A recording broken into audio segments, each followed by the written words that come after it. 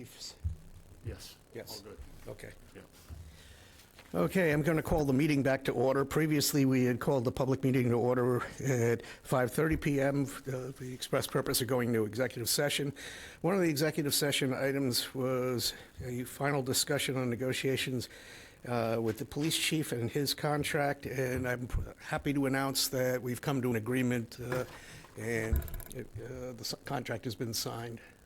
So congratulations, Chief. All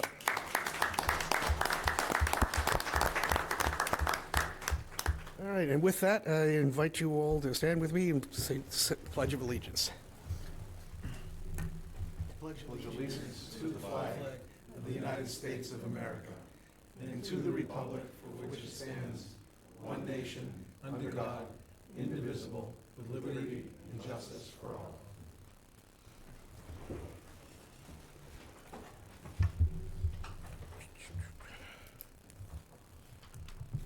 All right.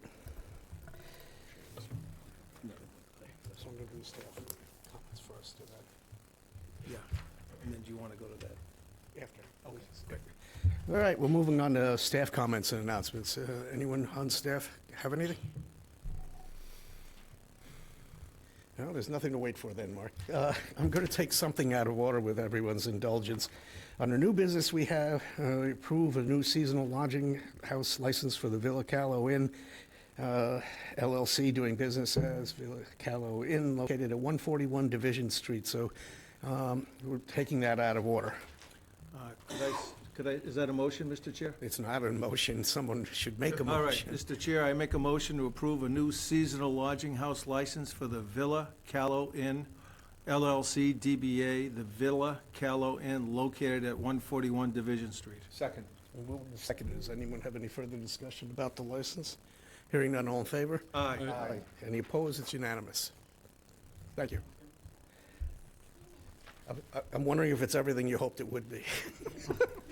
So you're done. Good luck. Good luck. Good luck. Thank you. All right.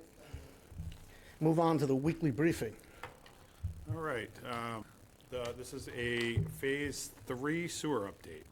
During the week of June 8th, the Contract 1E activities focused on continued water main relocation work along Pleasant Bay Road on Route 39.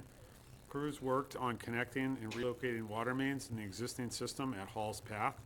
Temporary service interruptions were anticipated for several nearby residents during construction hours, with service restoration scheduled at the end of each workday.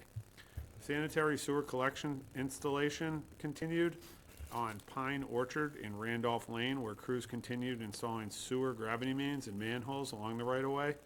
Concurrently, construction continued on Route 39, Pleasant Bay Road, Bova Cove Road, and Wilma's Way, where the pump station is underway. Under the 2W contract, post-construction television inspection of the installed sewer piping was conducted, and construction continued at Chestnut Lane, where the pump station is. Looking ahead this week, water main relocation work on Pleasant Bay Road is expected to continue, followed by the installation of gravity main sewers, laterals, and manholes. Construction is scheduled to begin on Wilma's Way, and pump station construction activity will continue on Route 39, Pleasant Bay Road, Bova Cold, and Wilma's Way, along with Chestnut Lane. In addition, final paving is planned for Charlene Lane, Mary Willette Court, and Standish Woods under the 2W contract. For the following week, the week of the 22nd to the 26th, the sewer collection system installation is projected to continue on Pleasant Bay Road with ongoing work at pump station locations. Final paving in that week will be on Jasper Moore Trail and Lydia Bangs Way, in addition to the previously scheduled streets. Questions for the town administrator? All right, I'm just going to make mention in a weekly briefing that because we're not supposed to have a back and forth when it comes to public comments and announcements, but the reason that it is that I have been relentless on asking for updates about the Brooks Academy is because it's upon us now, the 250th birthday of the country, and that's our historic, it's on our flag, the building.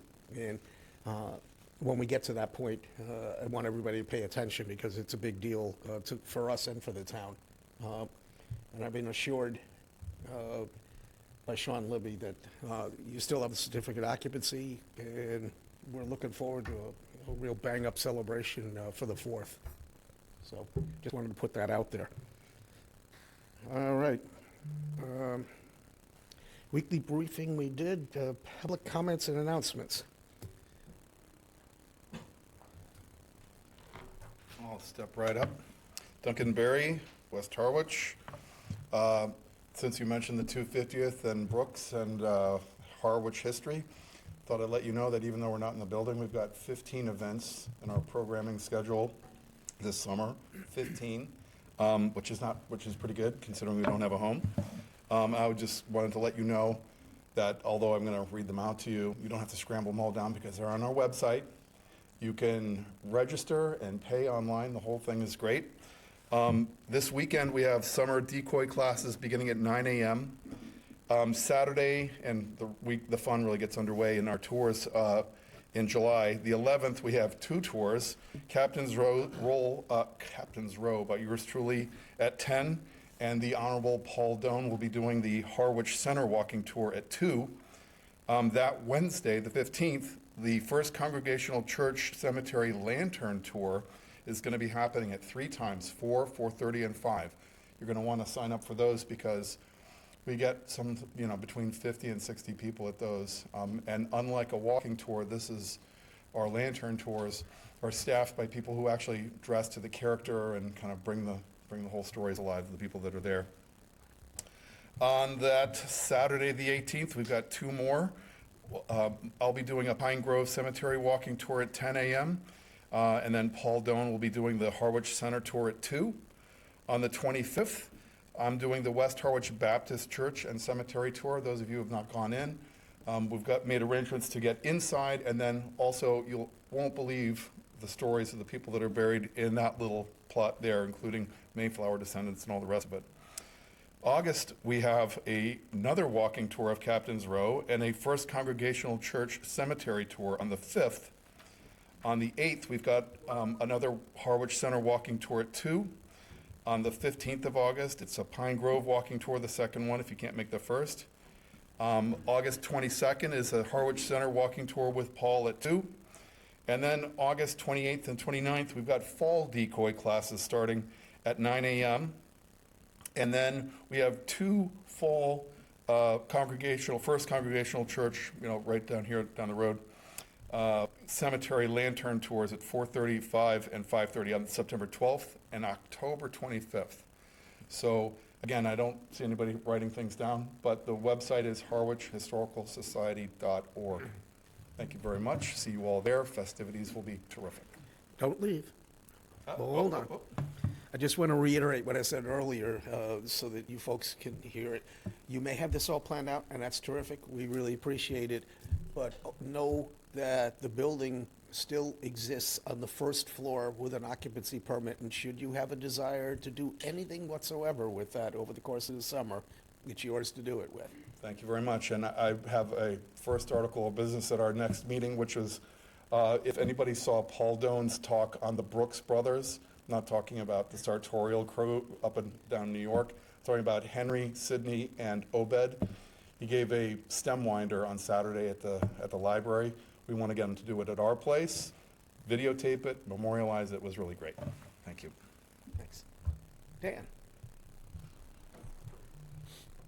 Good evening, Dan Pelletier, Waterworks Consulting. I'm actually here on behalf of the Board of Water Wastewater Commissioners tonight to inform the board and public that we'll be hosting a public information session this Wednesday here in the Griffin Room for the planned Route 28 water main replacement project and Route 28 dry sewer pipe project. It's going to begin at 6 p.m. and there is an option for remote participation.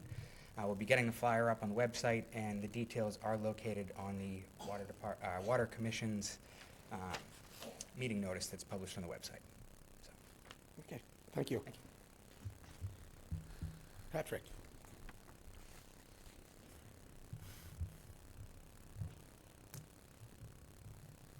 Beautiful day today, right? Everybody agree? So thank you. Patrick Otten with East Harwich.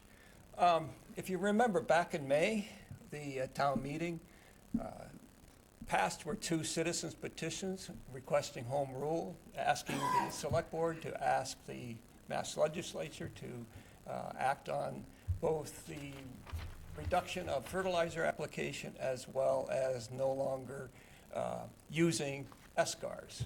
So I'm here to ask a question, and having spoken to Hadley Liddy last week, she said she's received nothing so far. So maybe this is a prompt to put it on your calendar, maybe even say done, but that's why I'm standing here now. We had to ask legal counsel the format for having to accomplish that. It will be on a future agenda, so it hasn't fallen off of anything.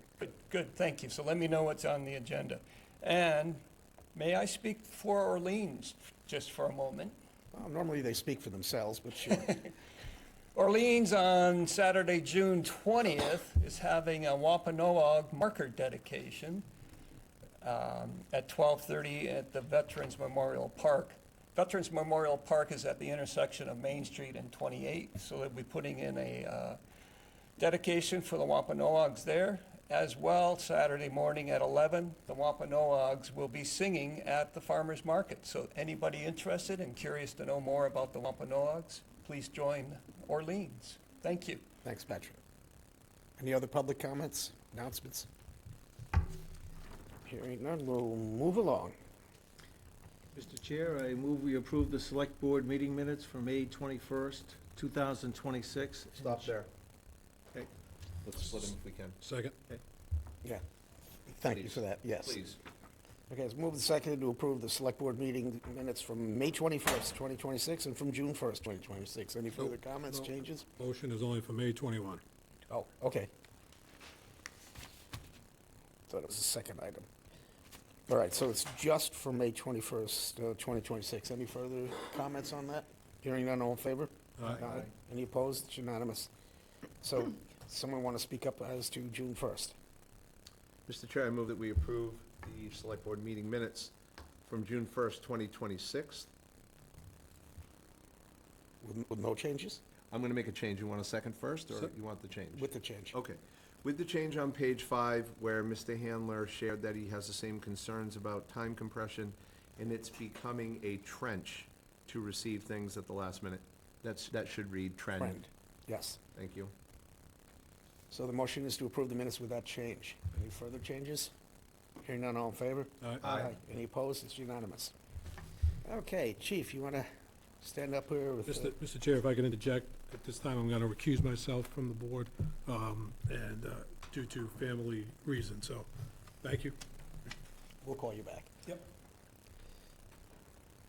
Officer Dutra, you want to come up here too? Good evening, Kevin Considine, Police Chief.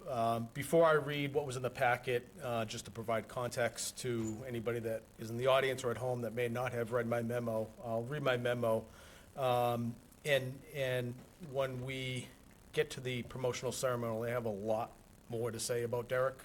But I think it's no surprise to anybody that knows Derek, and I know all of you do, what a stand-up person Derek Dutra is, and what a value to our department he is and will be as a future sergeant and supervisor for the Harwich Police. So Derek is amongst the officer ranks, the 4th most senior officer in the ranks currently, and has been here for 23 years and has been just an outstanding police officer and, more importantly, an outstanding person. So I just wanted to get that said. Tonight, I'm asking for your approval for my recommendation for promotion to the rank of sergeant for Officer Derek Dutra. With the pending retirement of Sergeant Peter Patel, a vacancy for the within the ranks of sergeant for the Harwich Police will exist. There was an existing list of candidates from the most recent promotional process. The promotional process was administered in accordance with the police officer's contract. The process consisted of 3 components: a written exam worth 50%, an assessment center worth 30%, and the chief's interview worth 20%. A professional assessment and testing company specializing in Massachusetts police promotion was utilized, and they developed the practical part and the written examination. All of the candidates performed extremely well in the process. Brendan Brickley finished first in the process and was promoted to sergeant off this current list in July of 2024. Officer Dutra finished second in this process. It is my recommendation that Officer Derek Dutra be promoted to the rank of sergeant, effective the date of retirement for Sergeant Patel, and that date is still yet to be determined. Derek started his career here with the Harwich Police in 2003. Derek holds a bachelor's degree in criminal justice from UMass Lowell. Derek is a longtime certified TASER instructor. He is also a longtime field training officer, background investigator, and a member of our interview and hiring committee for new police officers, all of critical roles in the police department. Derek achieved his officer in charge status, or OIC status, many years ago, and have served in this essential capacity for many years. Derek's experience, level of training, and his involvement with numerous special units and assignments within the department make him a valuable asset to the Harwich Police Department. Derek has been an exemplary police officer, and I am very confident that he will continue to his excellent work as a sergeant for the Harwich Police. And I just can't say again how fortunate I am as chief to be making this recommendation to you. Thank you. Thank you. Make a motion? Mr. Chair, I move that we approve the promotion of Officer Derek Dutra to the rank of sergeant effective the date of retirement for Sergeant Patel, which is to be determined. Second. It's moved and seconded. I want to make one comment. The dark ages that you talk about, I was a selectman when he was hired back in the early 2000s. One observation is sometimes tests and processes don't actually capture the essence of a human being, and I have one word for his promotion: finally. So, with that, any other comments? I'll just add, you truly are a professional in every state of the word, a tremendous asset to the town of Harwich, and we are lucky to have you, and this is well-deserved. So congratulations if it moves forward, which I believe it will. Any other comments? Very much congratulations. I've known you for a very long time. So it's well-deserved. Thank you. For the record, I was only 18 when, Chairman Howell, I did not want to bring up the dark ages back in the But you early did. 2000s. I did not, but since you brought it up, I do want to say that Derek stuck through that time, that very difficult time for this town and for our department of losing a lot of officers. Derek came back, and I can't be happier where we are today. my experience, he's a cop's cop, so, which is a compliment. Well, he's arrested me several times. You've always been very respectful, shoving never me into the arrested back me, of the though. cruiser, so I can attest to that side of the thing. I repeat, a cop's cop. Yeah, cop. You've done a great job. Okay, Okay, we're all finished? we're done. All in favor? Aye. Any opposed? It's unanimous. Congratulations. Thank you.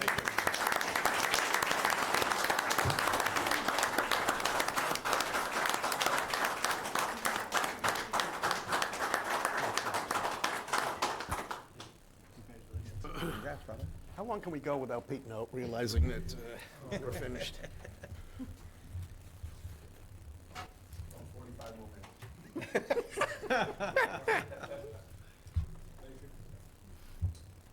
We're done talking about you. We this weekend. We sure know how to clear a room.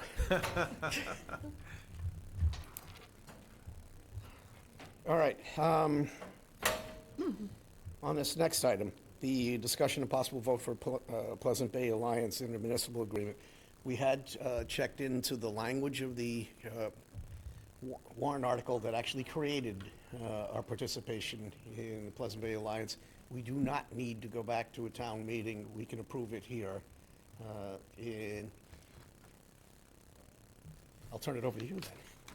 Thank you, Mr. Chairman, and good evening, everyone. Carol Ridley, Coordinator for the Pleasant Bay Alliance. So the Alliance, just for everyone's understanding, is the organization formed by the town of Harwich, Chatham, Orleans, and Brewster to coordinate resource management of Pleasant Bay and the Pleasant Bay watershed. And one of our core activities has been addressing nitrogen pollution, which is the greatest threat to the health of Pleasant Bay.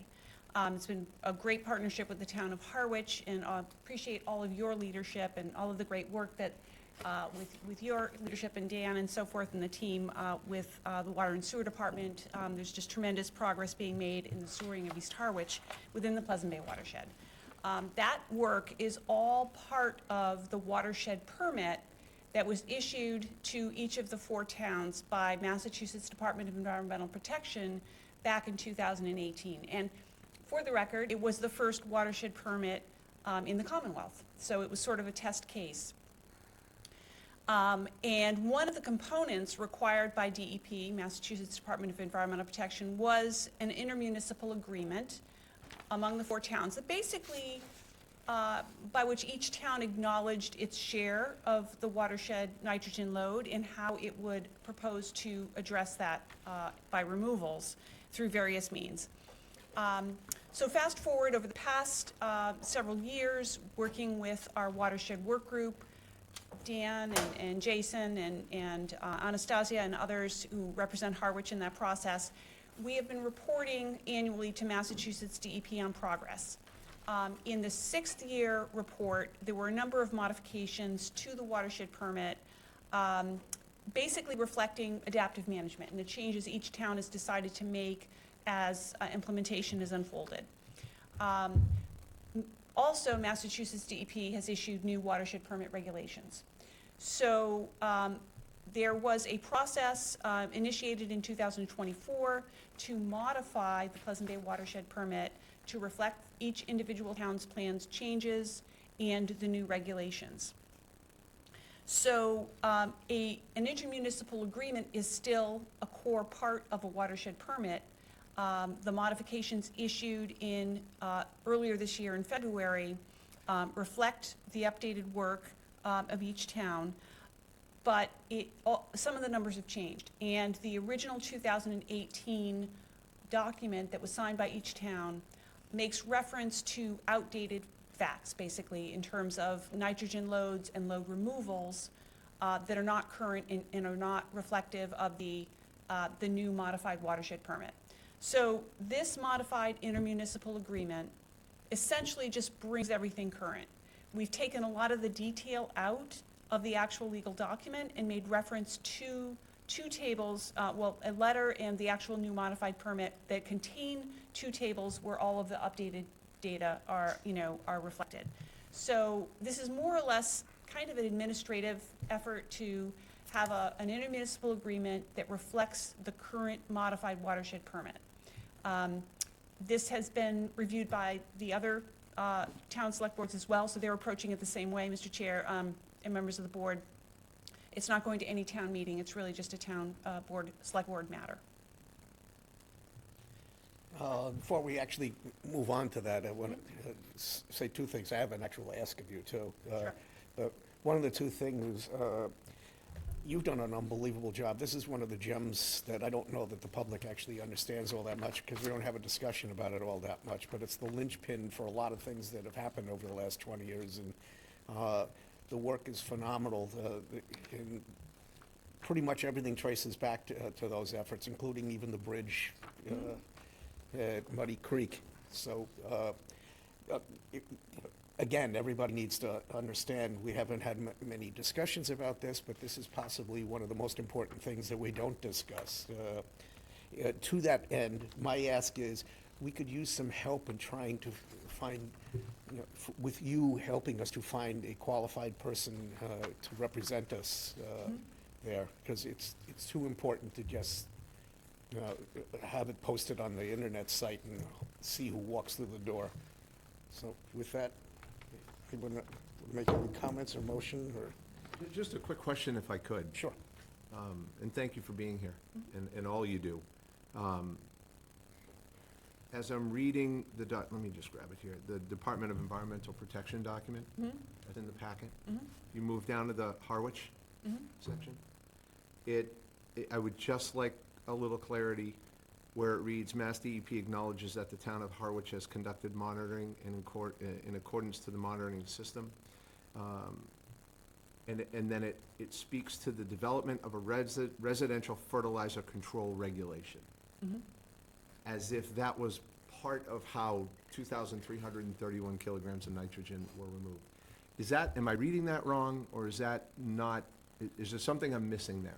Well, my understanding is the town, on the advice of council, rescinded its policy and was in place of that going to implement a public education program. And Massachusetts DEP agreed to issue the town credit, the same credit you would get for a regulation, a bylaw, on the theory that, a sound education program would have the same effect. All of the credit that's issued to each of so each of the 4 towns is getting basically a credit of 25% of the nitrogen load that would have come from fertilizer use. That's baked into each town's plans, if you will. At the end of the day, and Massachusetts DEP's theory on this is, well, at the end of the day, the nitrogen concentrations in the water have to bear out. So if we're still seeing they're too high, more may need to be done. But they're giving each town the credit for that effort. That clears it up perfectly, Okay. because I didn't know of a regulation. Actually, to clarify it even more, it was done through us. We took a vote and delegated it to the Board of Health, and the Board of Health has the. For education. For education. Correct. And there's where I got confused, because I saw the word regulation and I didn't know we did that. Sure. Thank you. Thank you for your clarification. Anyone have any questions before a motion? I'll accept a motion. Mr. Chair, go ahead, Mark, if you're ready. Mr. Chair, I move we accept the Pleasant Bay Alliance intermunicipal agreement revisions as presented. Second. Moved and seconded. Any further comments? The only question is that I would add, if I could, Mr. Chair, is to administration. Recommendation of administration is to accept this. Absolutely, yeah, I met with Carol a few weeks ago, we had a very productive conversation. I think it's really important to note that, this doesn't tie us to anything in the future. This just gives us credit for what we've already done and the hard work that we've done in Harwich. Excellent. Thank you for And that. it's one of the most durable regional agreements that I can think of on Cape Cod. It's been going on for a really long time, and to good effect. So, any further comments? Hearing none, all in favor? Aye. Any opposed? Thanks for coming, Carol. Thank you very much. Appreciate it. Thank you. That was why I called you originally, was to try to find out what the genesis of the agreement was, but I found it. Okay. Mr. Chair, could we take the Uh, Ember? Yeah, I was just thinking, we've got 2 sets of lawyers here that are on the meter. I'm okay with jumping the agenda item up, since we both have people that we're paying here. So that would be I, under new business, town administrator, to provide finding of facts. Mr. Chair? Mr. Administrator, you're on. On May 20th, I conducted a show cause hearing under Mass General Law, Chapter 38, Sections 23 and 64, to determine whether Ember Pizza, Inc. violated the terms of its liquor license by closing its place of business without prior board approval. Excuse me, may I just speak first? No, he has to go through I'd his, like to ask you to recuse yourself from this hearing. So I think recuse that me? should- Yes, so I think that should happen before this begins. Under what guise? Under the guise of that you're exemplifying bias, and we're concerned about that. There is You no were- bias, and I will not recuse myself. I will not recuse myself, there is no I'm going to bias. explain my theory, please, is that you were the complaining witness with this matter. You trespassed on their property to see the sign. That sign that you showed, the chalkboard, was not on the street. It is not visible from the street. You must go into their parking lot in order to see that sign. You saw it, you complained, and then you were the only witness who testified on behalf of the town. I believe that it will exemplify bias, and the State Ethics Commission would have an issue with it. I did not put the blackboard together. I only took a picture of that which existed, and it was a complaint that was made to me that resulted in me taking that picture. Had there not been a closure, there would be no discussion right now. I am not recusing myself, and our lawyer is here, and I don't believe I have any cause to recuse myself. That is correct. Through you, Mr. Chair, to you, Mr. Chair. There's a presumption as a public official that you are acting in good faith. And as a member of the select board, you are not in the same position as a judge. While you are expected to be free from bias, you wear multiple hats, and you are not expected to be unknowledgeable of the conditions in the community. You made certain observations and reported those to the town administrator, who made his own findings and recommendation. That finding and recommendation will be presented to the board as a whole to vote upon, and they will decide, based on the information presented, whether or not to accept the town administrator's recommendation. And if I could, there is case law that specifically has been applied in this situation, specifically Valentine versus Rent Control Board of Cambridge, 29 Mass Ave Court, page 60, 1990. Members of administrative boards, excuse me, combined in varying degree to three roles: those of fact finder, regulator, and prosecutor. As fact finders, they expected to act without bias on the basis of evidence that they receive, but as regulators, they are entrusted with the administration of a specialized area of law.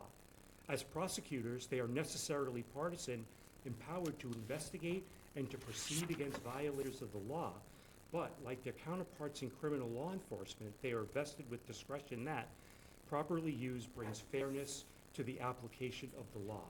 In adjudication, board members are expected to act without self-interest or personal animus, but they are not expected to be free from preconceptions grounded in the policies of the law that they administer, or from knowledge of the conditions in the community that they represent.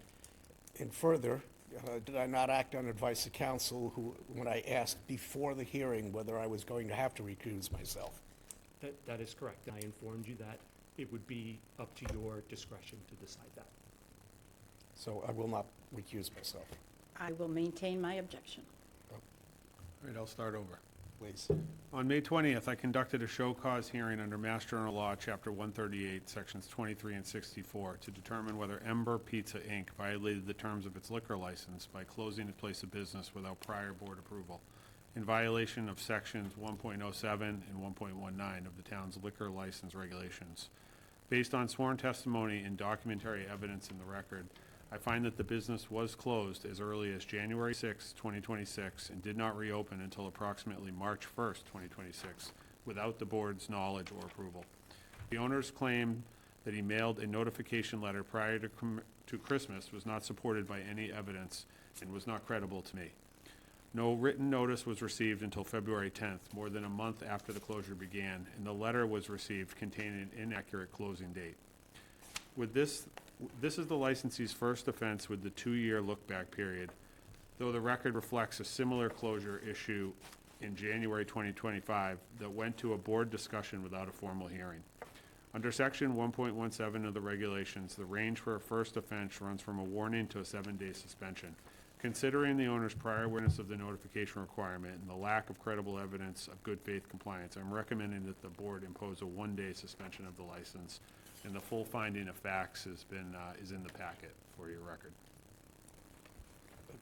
You're on, if you'd like to respond. Oh, you don't ask me to stand, that's fine. Right, the last time I stood, you told me I didn't have to. No, that was a hearing. And this is not a hearing against a voted finding. This is just a finding that's This is being recommended to recommendation, us, so. I go appreciate ahead. it. Thank you for the time. I believe that the punishment of a 1-day suspension is overly harsh for this purported violation. My client did send a letter. It was lost in the mail. I respect your position that you did not find that credible, that it wasn't mailed. However, what I do find interesting is that a photo was taken on January 6th at the property. It would have been so easy to pick up the phone and call Dud or Griff or myself, everyone here has my phone number, and say, hey, we drove by, looks like you're closed, what's going on? Had that been done on January 6th, our request for closure, the original request for closure was January 14th. Had somebody just reached out at that point in time, we would have said, we sent a letter in, and then Jennifer probably would have said, we didn't receive the letter, and we would have dropped it off, and you would have had it prior to January 14th. Instead, what happened is you scheduled a hearing on January 15th. Again, something that we didn't get notice of, and I understand you put it on your agenda and everyone's expected to go and find it.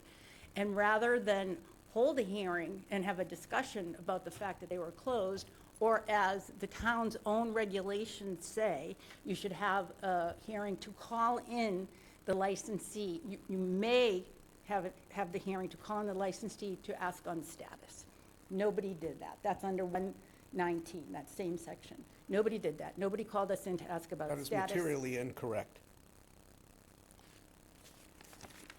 119C says, We did reach out, your client was en route to Chicago. January 30th is when you reached out. 24 days after the picture had been taken.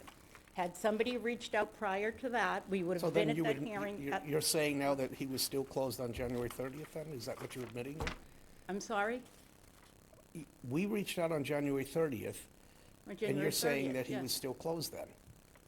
He was closed on January 30th. They had sent a letter in asking for closure on January 14th. Mr. Corbo, what does our liquor license say about is it the application for closure, or is it the approval for the closure that matters?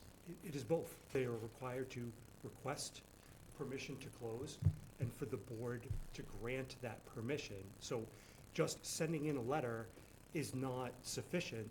They need both the notice and the vote of the board in favor of the closure. And respectfully, it is not incumbent upon the board or the town to reach out and ask, why are you closed or are you closed? It was incumbent upon the license holder to reach out to the town and say, I intend to be closing on these dates. Can I please have an item on the agenda for the board to consider this? That did not happen, and they are not claiming that the business was open during the relevant time period found by the town administrator. May I continue? The notice of, let's go back and say, Ember has not had a violation at all since 2019. So in 7 years, there's been no violation. The punishment of a suspension for a mailing error seems a little bit egregious. The notice of why are you shaking? He just got through saying it is not a mailing error because he needs approval prior to the closure, so move on. The notice of violation was defective. The notice of the show cause hearing states on the top of it that it was sent by mail and by certified mail, return receipt requested. It was not. My client did not get anything by certified mail, didn't get anything by regular mail. Oh, now you're going to give us that. That wasn't submitted, that was not submitted as evidence at the show cause hearing, that it was sent out by certified mail.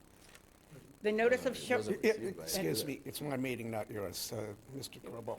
Yes, Mr. Chair, at the hearing, Mr. Brackett did not claim that he did not have notice, and in fact, he was there. And I have the certified mailing here, which says that it was unclaimed. Unclaimed is not the same as not received. You can't just simply not claim a certified mail and then say you weren't notified. The proof of mailing is a presumption that it is received. It wasn't returned as undeliverable, it was unclaimed. Those are two different things. Oh, proof of mailing is a Excuse me, presumption will you that please it try to was go through received. me during the Okay. remainder of your time? Proof of mailing, your own attorney just said it. Proof of mailing is a presumption that it was received. That's what we had. The notice, the specific charges in the April 16th, 2026 letter only advised of a violation of section 1.07L, and that is any licensee intending to close its place of business shall notify the authority in writing before such closing and state the reason. My client did do that. There was no, the show cause hearing notice did not say that there was a violation of section 1.19. That is the one that deals with the approval before you can close. I also might add that we do not believe, and I'd like to hear what the actual procedure is for notifying somebody when the board has approved the closure. All right, prior to getting into that, let me just point out that while there was no hearing The prior year, this exact same scenario happened. He was closed without permission, and we gave him the break at that point, saying that you do need to encounter us. You do need to get permission before you close, and we allowed that to go unpunished. We're not aware of that. Well, Who- it happened last said year. that? There's an agenda item that has that on it. There's a whole paragraph in there about don't do that again. That was not this year, that was last year, and that was not taken up. That provided to the licensee? Yeah, it was brought up at No, no, at the no. hearing. Was the, any It was in the- It sort was of, in the evidence at the hearing, yes. that's not what I'm asking. I'm asking, well, the prior year You're is saying irrelevant. that It's this was all good irrelevant. behavior, and I'm saying that we let him not get punished the prior year. We did not hold a Did hearing. anyone tell him that that's, Yes. who spoke with who? Mr. Chair. We're going through you, far afield here. Did you close last year without permission? No. Really? Not to my knowledge, no. And then we've never had any discussion about this, and there's been no communication about it. It was brought up at the show cause hearing, and as I said to you, this is the first I've ever heard of this. I believe that's- Anyway, I believe that's it was my- irrelevant I to believe it There was a my- public meeting. I'm just saying that this was, he knew the procedure from the prior year, and you need an approval. I'm assuming because you didn't bring this up at the hearing, I was just sitting there. The question is, did you send anything, return receipt to us relative to, Not required by law to go return receipt from the licensee. and only we're in required by writing. law to send something, which You we are. did, and then it was unclaimed. What was the address that was sent to? 600 Route 28, Harwich. Okay. The violation notice was not specific. The violation notice that was published in the newspaper and posted here did not give any specifics as to what the issues were that were going to be discussed. It just said for a violation of the liquor license regulations. The law requires that it be specific.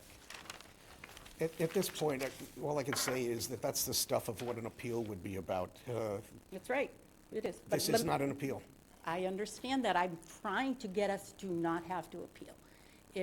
If we do, I mean, if the suspension goes through, we will appeal, and that'll be, a hearing You for are the aware that the board. closure date in that hearing that he specified in his written correspondence to us was not the date that he was open or closed. He provided us with two separate dates, I believe. Mr. Corbo, is that correct? Because it's, Were either of them the dates that he was closed, or were they afterward? They were after. And they both were coming from the same person. well, because different the dates. letter that he sent said we would close on January 14th. Jennifer reached out to him on the 30th. He was on the road in another country, as he explained to her. He couldn't get home and get the letter There and was an send it email in. on his way to Chicago. Was that the, He emailed her right back on the 30th and just thought, well, okay, today's the 30th, they're asking, and just in his haste said, we're closing on the 30th, today, because that was the letter, exactly what he thought was expected. I'm a little mystified here, because this is the kind of thing that you should have done at the hearing, but he went without counsel to the hearing. All the stuff was in the hearing packet. You understand, but I'm telling you the errors that were made. Okay, and I'm again, that's for an discussing that's some- for an appeal. Well, no, Was he closed? listen, what I'm talking about. Was he closed? Yes, he was closed. Did he have permission? He followed the customary Did he, standards. forget the customary. I'm not a witness. There is here. a I'm not license that witness. he has that is subject to the terms and conditions under MGL and under our town. Did he have permission to close? On January 6th at 9:46 in the At morning. December 31st forward, did you have permission to close until, at any point, Didn't until close later? at No, that but the point. the They were day that still you were open. there and took a picture was a Tuesday morning. We hadn't been open on a Tuesday since Labor Day, and it was 9:46 in the morning. We don't serve breakfast. The reason I Yes, took we the were picture was closed then. documentary evidence because one of your own employees said you were closed after December 31st. Well, that's categorically Not incorrect. I have meals taxes that would support that. I have payroll. That is categorically So incorrect. you're saying that after January 6th, you were open for some period of time? After January 6th? You Yeah. just said after December 31st. No, because you're After saying it's a December Tuesday, 31st, you're yes, never it- open, so later you would have been. Are you saying that you were open? Because that's not what the hearing said. The hearing, the question was Are about you saying that you opened subsequent to January 6th and it was just dumb luck I went on a Tuesday and took a photo? Is that what you're saying? That you were open subsequent to that? I know for sure we were open, I believe, the first, second, third, fourth, fifth, like you were there on a Tuesday, so I do know that for sure. I'm asking after that, because you specified a date for closure that was much later 14th, than yes. January 6th. Yes, the 14th was the day. Okay, and you were open somewhere between the 6th and the 14th, you're saying? I believe so. And that was the day that we wanted to, was the 14th was the request. I think if the 6th is a Tuesday, then that's a 13th, so we would have been closed on the 13th. Mr. Administrator, was that alleged in the hearing? Honestly, I thought that you told us that you were closed after the 6th during the hearing. No, I thought we were establishing that it was closed on the 6th. It's not how I understood it. Mr. Corbo, was that how you understood it either? That is not how I understood it, Mr. Chair. And Mr. Brackett was under oath at that hearing. He is not now. But there was no testimony at that hearing that the business was open anytime between January 6th and March 1st, and there was ample opportunity to have presented that evidence, or at least asked for an opportunity to present that evidence. So the question and was no just, the evidence question was just forthcoming. that an employee said that we were not open. And you from were December alleging that 31st. that Tuesday was a bad day and No, that's... it's not a bad day. And that No, you were open at other points on weekends, say. No. You were after January 6th? That was not part of the hearing. We gave you opportunity to say that. I'm just going to continue with the procedural errors that occurred.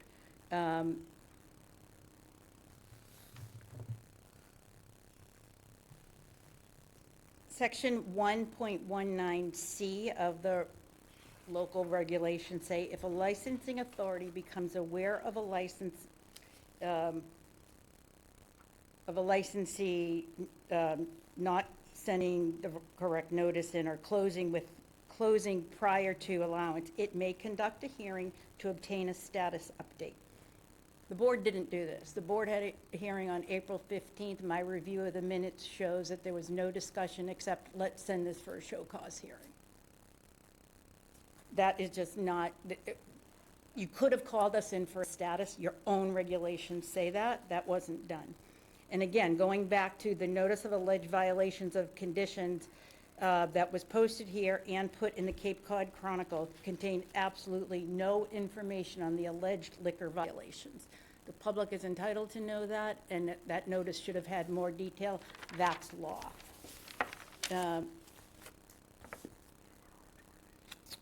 The letter that was sent April 16th, again, said that any records and documents that were going to be submitted at the show cause hearing had to be received by May 4th. My client submitted records and said who would be testifying.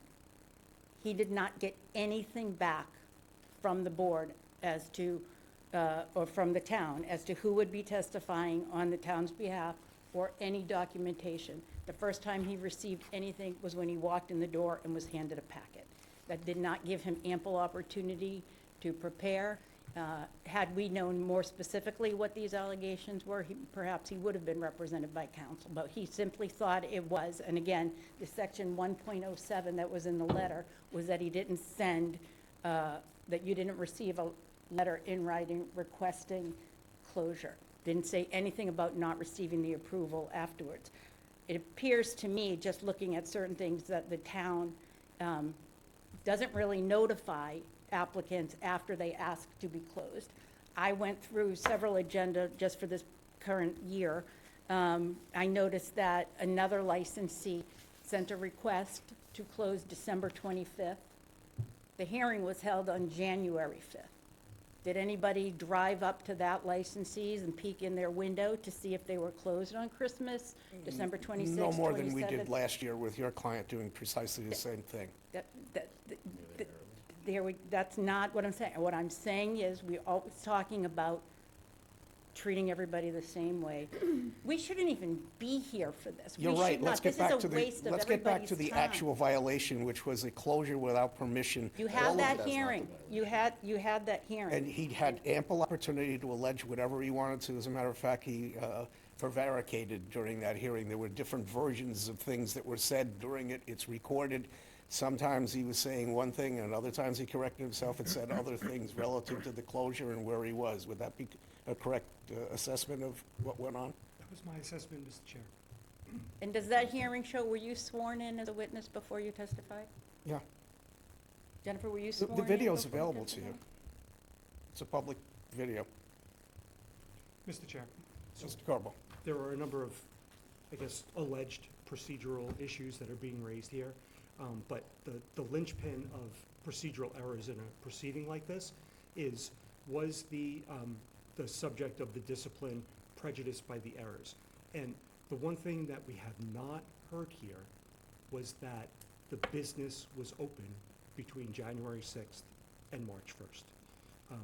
The license holder had notice of the hearing, had an opportunity to have counsel, could have requested copies of the evidence that was expected to be admitted into evidence. They did not.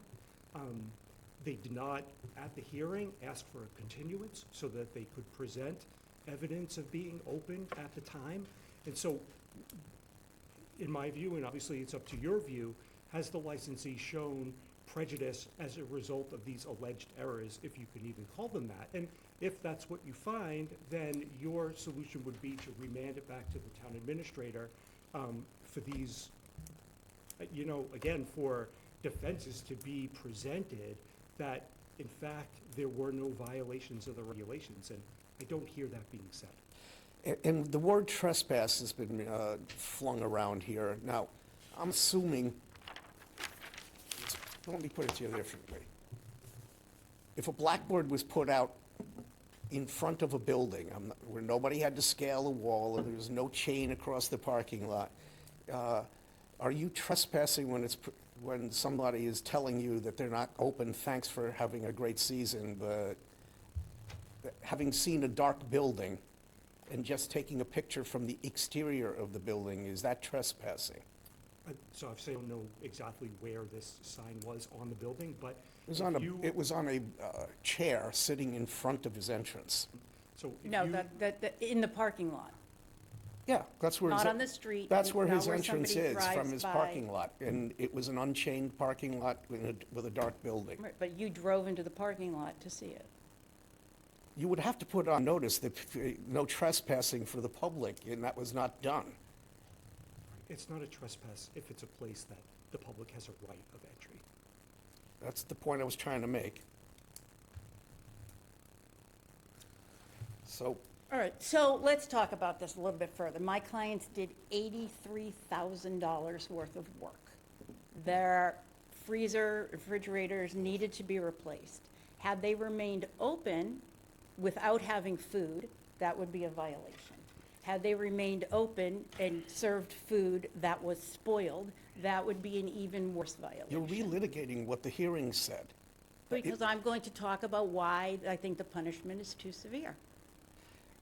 Again, I don't want to relitigate, but I do think. again, this is the stuff of that making an appeals appeal. are made of, that's right. But what I would like, just to the board members, when you are considering this, they closed for almost 2 months in the winter to get the repairs done. They have to get repairs done. They didn't make any money during those 2 months. Is a suspension of 1 day really the punishment that fits the crime? I know that at the end of this agenda today, there is a discussion on the 2 violations of open meeting law that were found by the Attorney General's office with regard to this board. That was the second. One was not an allegation, one was a parenthetic. There's a violation. One Okay, was a similar parenthetic to comment. what you say, 2025, for us, 2026. What was the result of that? The Attorney General's office suggested that you please comply with the regulations. Which we asked last year That's what I'm asking you today, for a second time. is to just either give us a warning and say, please comply with the regulations. It's a mailing error. This is not, why would anybody intentionally not want permission to close and where they're gonna spend $83,000 and be closed? I mean, what's gonna end up happening here, honestly, they're one of the few restaurants in Harwich Port that remain open in the winter. If this is what's going to happen, they might not renew that license for next winter then.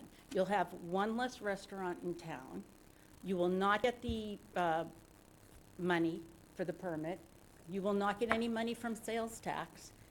And you will cause multiple employees to be laid off and not have jobs. That is so presumptive. First of all, there is a cap on annual licenses. There is no such cap on seasonal licenses, so it's an extremely competitive license to have. Your presumption that it would go unsolicited and no one would ever request an annual liquor license in proximity is, at best, conjecture, at best. Their annual license is beer and wine. Their seasonal license is all liquor. I stand by what I said. And An that's annual fine. license is highly competitive, and it is limited by the state in number, you know that. That's fine, that's fine. What I'm trying to appeal to people, to everybody here, without any hostility, is that a one-day suspension for fixing equipment at a restaurant, it's just not right. If that's the tact we're gonna take, there's so many other things you could have done that could have been recommended. You could recommend a fine, you could recommend, training on the regulations again. You could just give a warning. I think that would be the appropriate punishment for this. I just don't think a one-day suspension. They didn't overserve anybody. They didn't, nobody got hurt. This is not like a big thing. I mean, suspension of a liquor license is very, very serious. Because once you have one suspension, as you know, then the next time something else happens, then that's taken into consideration. I just think we should really think about when we issue suspensions and what the violation or the alleged violation is. As this was not central to the deliberations at all during the hearing, I guess I could ask just, I know people who went there in the last week of December and there was food being served. Are you saying that miraculously the walk-in just died on December 31st? No, but I did explain at the show cause hearing that due to the age of, it was the freezer and the cooler, we had, ice building up that needed to be, we had a door that needed to be replaced inside, the seals had been lost with the air coming through, it creates moisture, it does generate mold faster, and at that time of the year, we are not moving through product as quickly, so there was spoilage, there was waste, more so than there is in July and August, and this was absolutely a necessary, upgrade, and, going forward, and right now we have another walk-in there that's similar age, but it's where the beer coolers are and the kegs, but that is definitely gonna need to be addressed next year. Like, this is something, we put a lot back into the business. We take pride in it, and it's a health situation. And this was not just, closing for, updating floors and painting. This was a very significant repair, and it needed to be done. I think the quote that we received was early December, so it was a matter of time and something that needed to be addressed. And again, I know not everyone was present for the show cause hearing. I was very apologetic. I did make an assumption that we had been given approval. Again, it's online. Okay, I have a chance now to speak to the board members. There was no intent of upsetting anyone or doing something with malintent. This was something that was necessary for the business. It hurts us. We lost employees because we were closed for so much time. So, I mean, we are a year-round business, and that is something that we offer to our employees, and it's important that way. Jen, So- you do all the licensing for us, correct? Didn't we have this problem in the year before, but we took no action other than to approve retroactively the closure, but there was a closure? According to the minutes that I wasn't present for, yes. Okay. And All right. Excuse me. Getting back to the town administrator, because we're getting far afield here. Did we receive anything in December? No. Then there was a contention the mail was wrong, but did we at any point act on anything? Whether it was a verbal request or a written request, was there any permission sent from our office outward? No. Okay, and was there any allegation in that hearing that the business was open prior? As a matter of fact, I'm not even sure that there was any proof that March 1st was the date, but there was we can't verify any days that were open up to March 1st at a minimum. No, I think that Mr. Brackett confirmed that the business was closed from, I thought he said January 6th on, but, you know, definitely during that time period. Mr. Chair, Mr. Corbo?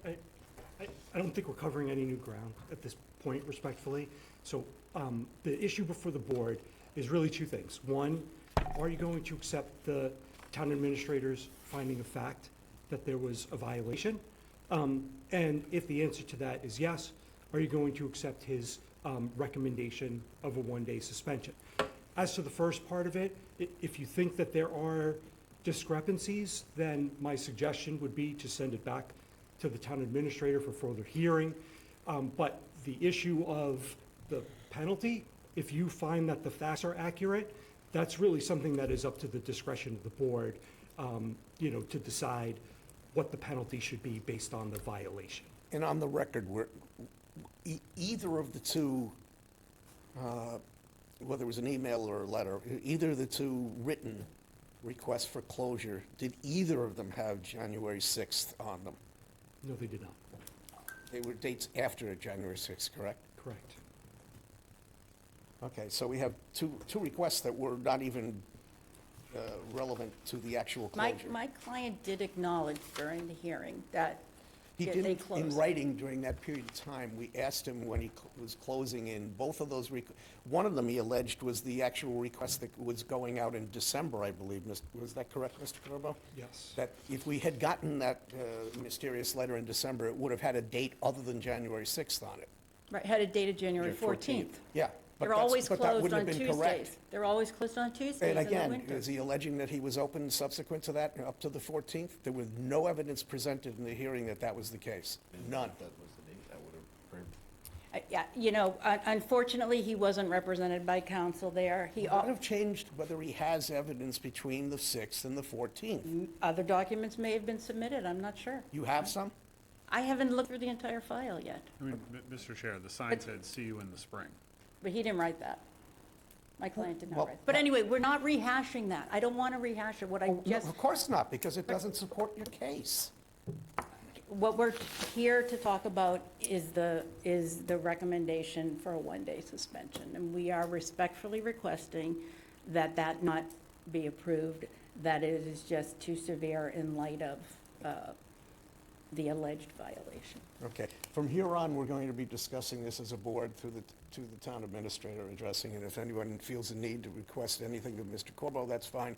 This is not a courtroom, and you've had your say, so we're gonna move on to the board. The board have any questions of the town administrator and/or legal counsel, who actually was there at the hearing, correct?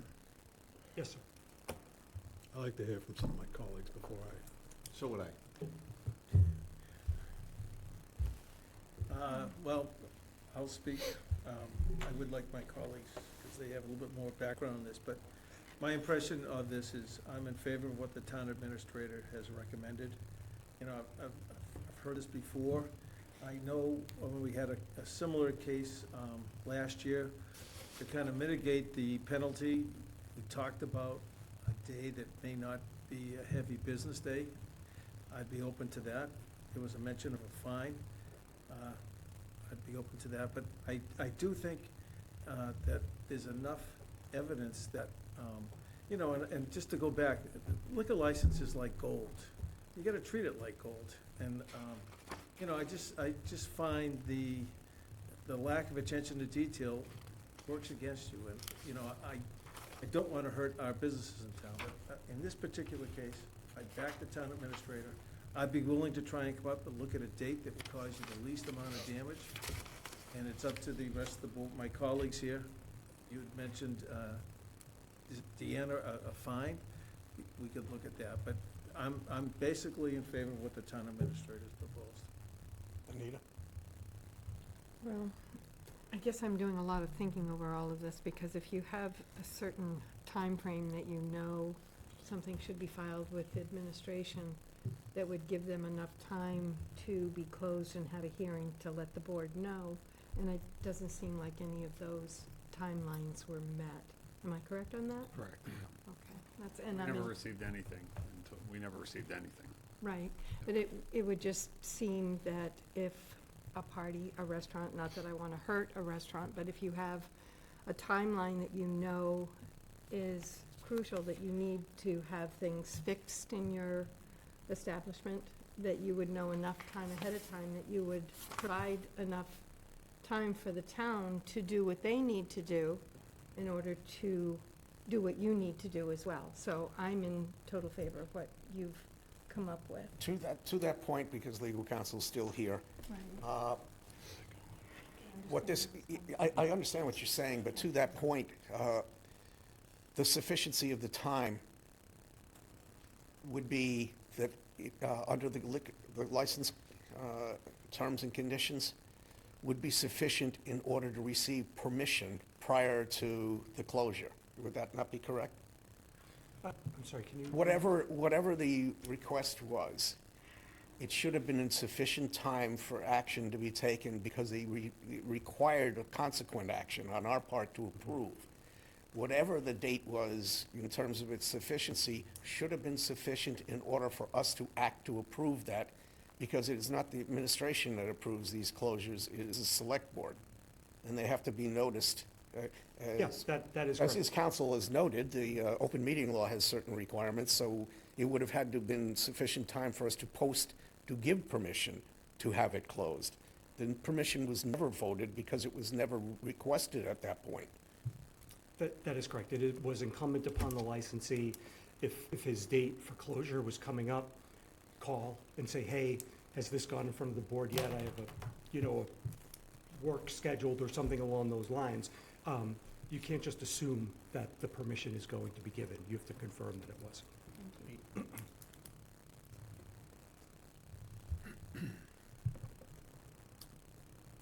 Well, the one thing I can agree with is that we shouldn't be sitting here doing this. And it almost becomes tiresome. The one thing I'm sticking on, and town council said it in response to Mr. Brackett's counsel, is that it's not incumbent upon this board or this town to proactively go after any establishment in this town to see if they're open or closed, or if they're adhering to their license or not adhering to their license. It's incumbent upon the license holder to work with and through the town to make sure they're adhering to all the rules and regulations that go with said license. I think historically, or previously, I should say, maybe not historically, I've been somewhat, well, I believe Mr. Brackett's counsel called me, or said my desire for punishment was excessive at one point, which you're entitled to your opinion, I appreciate that. I take this responsibility seriously, and I'm not trying to suggest that Mr. Brackett doesn't take his role seriously, but there needs to be a level of demonstration to this board that it is being taken seriously, and that there are consequences if certain things aren't followed and rules aren't adhered to. So as I sit here tonight, and based off of town council's opinion or opinions, I'm inclined to support the town administrator's recommendation. I don't want to sit here in the future. I don't want to do this again for any reason, whether it's a closure without notification, whether it's a liquor license violation for serving minors, or a few of the other things you outlined. I don't want to sit here in the future and go through this. It's painful. There's 1,000 adjectives I could throw out there right now. What I want is adherence to the rules. I want proper communication between all parties, and I want to move forward in a productive way that it's healthy for not only the town, but for the business who's trying to operate in town. So with that said, I would support the town administrator's recommendation. I'd love to hear from my colleagues as far as if the board's in agreement to move forward with the town administrator's recommendation on their thought for a date. I know Mr. Keller and I would probably differ on opinions. I'm certainly not going to throw out July 3rd or 4th as a recommendation. However, I'm not sure I want the establishment telling us when it would be appropriate to serve a suspension. So I will rest there, as I know we have at least one more member to opine. Jeff? Thank you, Mr. Chair. Thank you both for being here. I was at the show cause hearing. I was in attendance, sitting over there, because I think for me, it's incredibly important to see the process in real time. Mr. Brackett, I found to be humble, apologetic, and willing to work with the members of the committee who are holding the hearing. I always try to find the way to support and work with our local partners and businesses. I would have hoped to council, you would have come in with the same humility, humbleness, and apologetic demeanor, and just said, look, can you help us? We blew it. I mean, it's clear that that Ember was closed, and there was no approval granted. That's clear. It's not in dispute by any of us, by any of you. And our council made that very clear tonight multiple times. This is difficult because I'm pro-business. I am looking for ways to work with our businesses.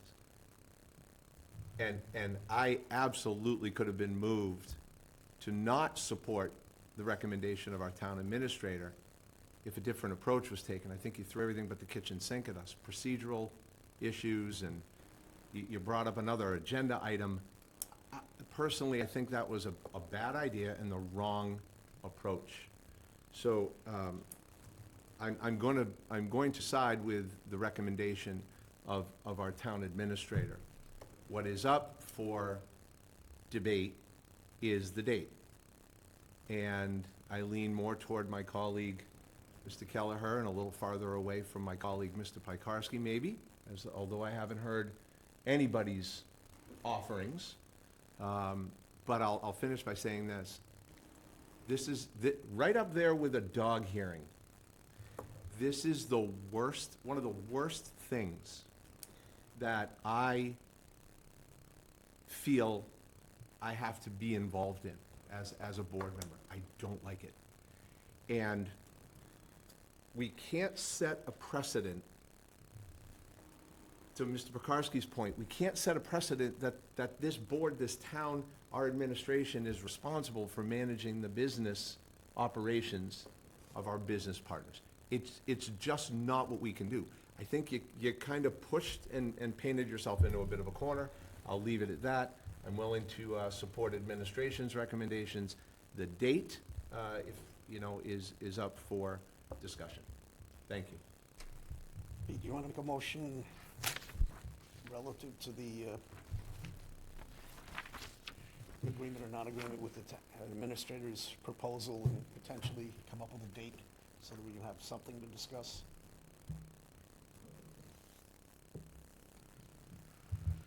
Mr. Chair, I move that we support the town administrator's finding of the facts report from the show cause hearing that was held on May 20, 2026 for Ember Pizza, Inc., DBA Ember, 600 Route 28,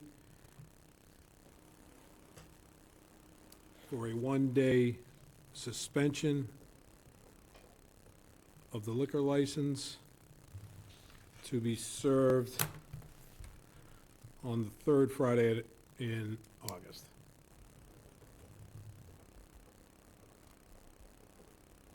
Which appears to be the 21st. Mr. Chair. I'll second that Okay. for discussion purposes. Please. Yeah, and I hear you. I want to amplify that. This is so I difficult. didn't say anything. No, you did. No, you didn't.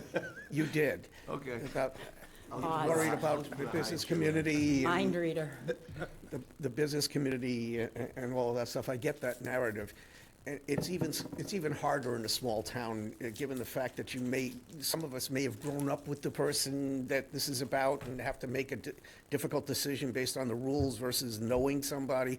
But the rules are the rules. I mean, we are the liquor license authority. I mean, for better or for worse, that's the way this is constructed.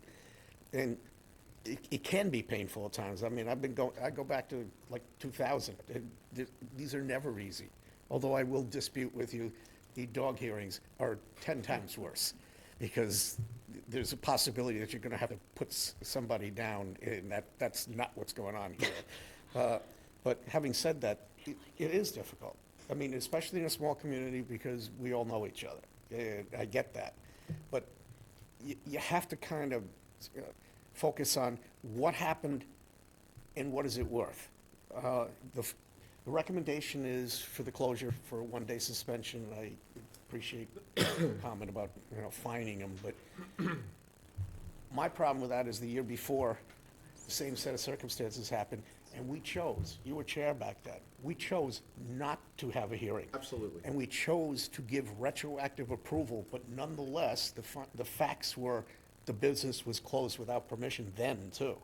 And we nonetheless gave them retroactive approval with the thought, and it's in the minutes, don't do this again. And that's in the minutes from 2025. So this is not the first time. It's the first time for the purposes of counting violations on a license that we can do anything. So I'm not looking to blow the roof off of anything, but I mean, I think one day is appropriate. What that day is possibly a variable, but not that he closed and that there's a violation. So, Jeff? Just to reply to a couple of those points. I was under the understanding, and I probably shouldn't have presupposed this, but I was under the understanding that we were going to vote on the one-day suspension, close that vote, and then open up a discussion for the date. Now, we've done it differently now. That's possible if the person who made the motion is willing to do that. Understood, but to a couple of your other points, and I'll make it quick. There's not many people who are gonna sit in these seats that I don't know, don't have some kind of long. That was the point I was making. And I understand that. But I wanna make it clear to everybody in the town of Harwich that I do not and will not take that into consideration with any of the work that I do here. It's just not how I was raised, and it's not how I'm gonna ever conduct business. And I think I made that clear with my vote to support the town administrator. Now, if the members of the board who made the motion and made the second would like to withdraw and just vote on the actual suspension, and then open the door for a discussion on the date, that would be my inclination. If the board members don't want to do that, that's completely fine with me as well. Willing to withdraw the date of August 21st, 2026 for my motion. Okay, I'm willing to accept that change. Thank you for that. Thank you. Thank you. Further comments on we accept the recommendation that includes a one-day closure? A one-day, that's, That's motion, there's a motion and a second to that To on that. the floor. right, I'm comfortable with that. okay. So, with that, all in favor? Aye. Any opposed? It's unanimous. Okay, up for discussions what that date would be. Pete? He's already said something. May I say something before you discuss that? At the Briefly, time, please. I'll be brief. Now you sound like my husband. Shorten it. The only difference is that he's not in a Okay, select point of board. order. When sorry. we talk about spouses, All right. point of sorry. order. All right. The liquor license that was in effect at this time between January and March is just a malt and wine license. So suspending their license, trying to suspend them for a day in the summer, that is a different license altogether. That's their seasonal license where they can serve all liquor. So I would suggest that any suspension that you recommend be done during the time period that this particular license was in effect. Mr. Corbo, is it possible to impose a closure as to just wine and malt? This is a highly unusual circumstance where there's two different types of licenses for different parts of the year. But yes, because the wine and malt is still effective in the summer. Did I get that right? Right, yeah. So, if you suspended that license, they could still serve all Hard liquor. alcoholic beverages, just not wines and malts. Which one could argue would have less effect on him than it would be to wait until his seasonal license. When do seasonal licenses evaporate? March 31st? April April 1. January 1 through April 1. Okay. I believe it's Is that right? the other way around, Yeah, April April 1 to to- January. Oh, the seasonal, I'm sorry, seasonal, April 1 through December 31st. April 1 to December 30th is seasonal. The seasonal. Mr. Chair, Yes. different question for Attorney Corbo. Is it inappropriate to suggest a suspension of both license in August? Whereas the infraction occurred during the seasonal timeframe? Yeah, in my opinion, through you, Mr. Chair, yes, you can't suspend the seasonal license when that license was not in effect at the time, in my opinion. Thank you.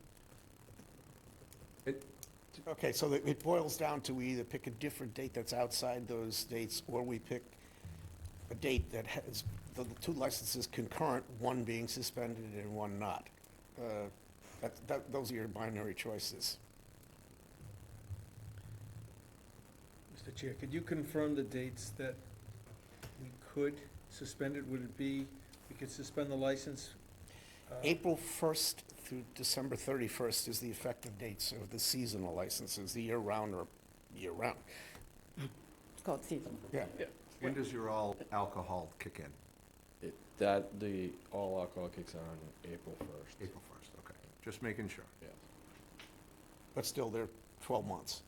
So during that blackout period through December 31st in April, Yes. you're still in the game with the year-round license, but not with the seasonal license. I'll make a motion, Mr. Chair. I move that we impose a one-day suspension for, I have to say malt and wine, It's Mr. Corbo? for, Yeah, I think that technically it's wine and malt, but either way. Point of order, Mr. Chair. I make a motion that we impose a one-day suspension of the wine and malt liquor license on the date of May 15th, 2027. Get the ball rolling. oh, there's no second for that, so. I'll make another one. Mr. Chair, through you, point of order, if I could. I would recommend that it be In this calendar year. within the Okay. term of this I license. kind of figured that out halfway through my motion, and then I kept going with it, figuring maybe no one would catch it. All right. Mr. Chair, I move that we impose a one-day wine and malt suspension for Ember on October 16th, 2026. Friday. It's almost making a mockery of the fact that. No, it's not a mockery, make a motion. Okay, well, I'll second it. Just for, October's a busy month. Then make a motion. I'm not gonna. I I'm not held gonna- a wine and malt license. That is not true. Not gonna argue with you. I'll let you make a motion. Still gotta start somewhere. All right, you got to withdraw. withdraw your second?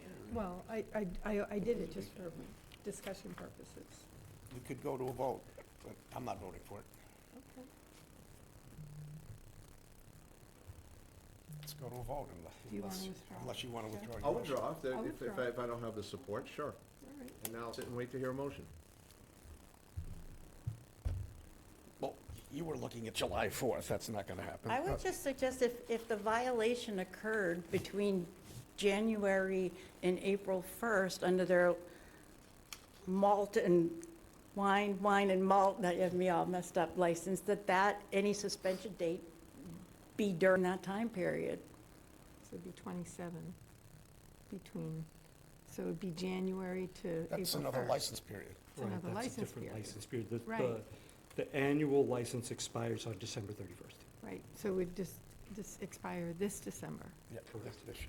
So It's we'd have currently to in make, effect. we'd have to make the date sometime between now and December 31st.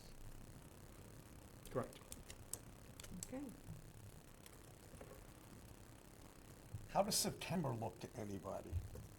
Which is less than what you're talking about and more what you're. than you were talking November. about. I'm sorry.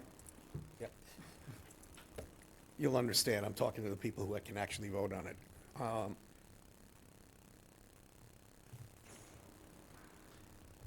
Let me throw it out, mid-September. Mr. Chair, may I ask a question? I want to personally avoid any further litigation, okay? September? Is that going to be a litigation month that you'll, You're basically asking, would we not appeal this if we got a suspension you just date? want to make it one and off? You know, I don't know, we would have to discuss And she that. would not want to opine on that at this We- juncture. I would need to discuss it with my client on You that. can't do all that. right, okay, sorry. Nice try. But through you, Mr. Chair, if you want to give them 5 minutes to discuss, that's something they can agree to. You want to chat? We don't have any fancy music, so you can just go out and come back when you can. Make it quick, thank you.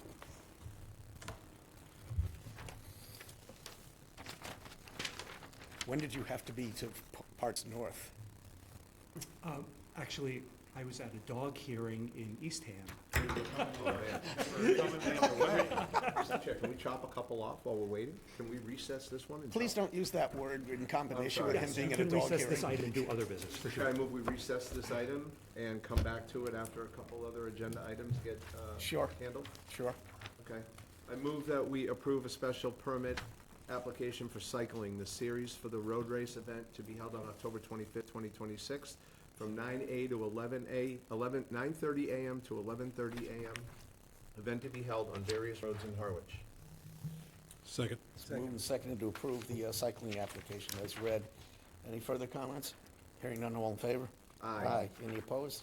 Mr. Chair, I move we approve a special permit application for Sunday School Ice Cream for a one-day entertainment for an event to be held on June 14th, 2026, from 2 p. to 4 p. Event to be held at 606 Route 28. Second. Moved and seconded to approve the special permit as applied for by Sunday School Ice Cream for a one-day entertainment license. Any further comments here? Hearing almost none. Go ahead. No, let's approve that, I think. I'm going to come back to that right now. Mr. Chair. Sir? We have a gentleman in the audience that would like to speak. Oh, on this, on the license? On the cycling. Let me go back to the cycling after we do this one. Yeah. Because I missed one. Okay, sure. You can proceed up to the microphone, sir, while we take this vote, and then you can talk about that. Okay, so it's been moved and seconded to grant a special application for Sunday School Ice Cream for one-day entertainment license. So, any further comment on that? Hearing none, all in favor? Aye. Any opposed? It's unanimous, so Chair, I move that we approve a special permit application for cycling the series for a road race event to be held on October 24th, 2026, from 10:30 a.m. to 1 p.m. Event to be held on various roads, gravel roads, and bike path in Harwich. Second. Thank you. where is that? E on Bottom. the other side. New business. E. E on the other I missed it. Okay. No, we haven't voted yet. Do you want to comment? Yeah, I think you should approve it. We wish you would give consulting to other agenda items. Okay, so that's been moved and seconded to approve the special permit for the cycling series as item E on the agenda. Any further comments? Hearing none, all in favor? Aye. Any opposed? It's unanimous. There you go. Thank Good you for luck. hanging in there with us. Multitasking. We're back and that's we're good. out of recess. Okay, so, listen, we want to work with the board. I apologize that I did not give you deference today, Town Administrator McGrail. I just felt it is my duty as the attorney to point out issues that my client had while I was not there.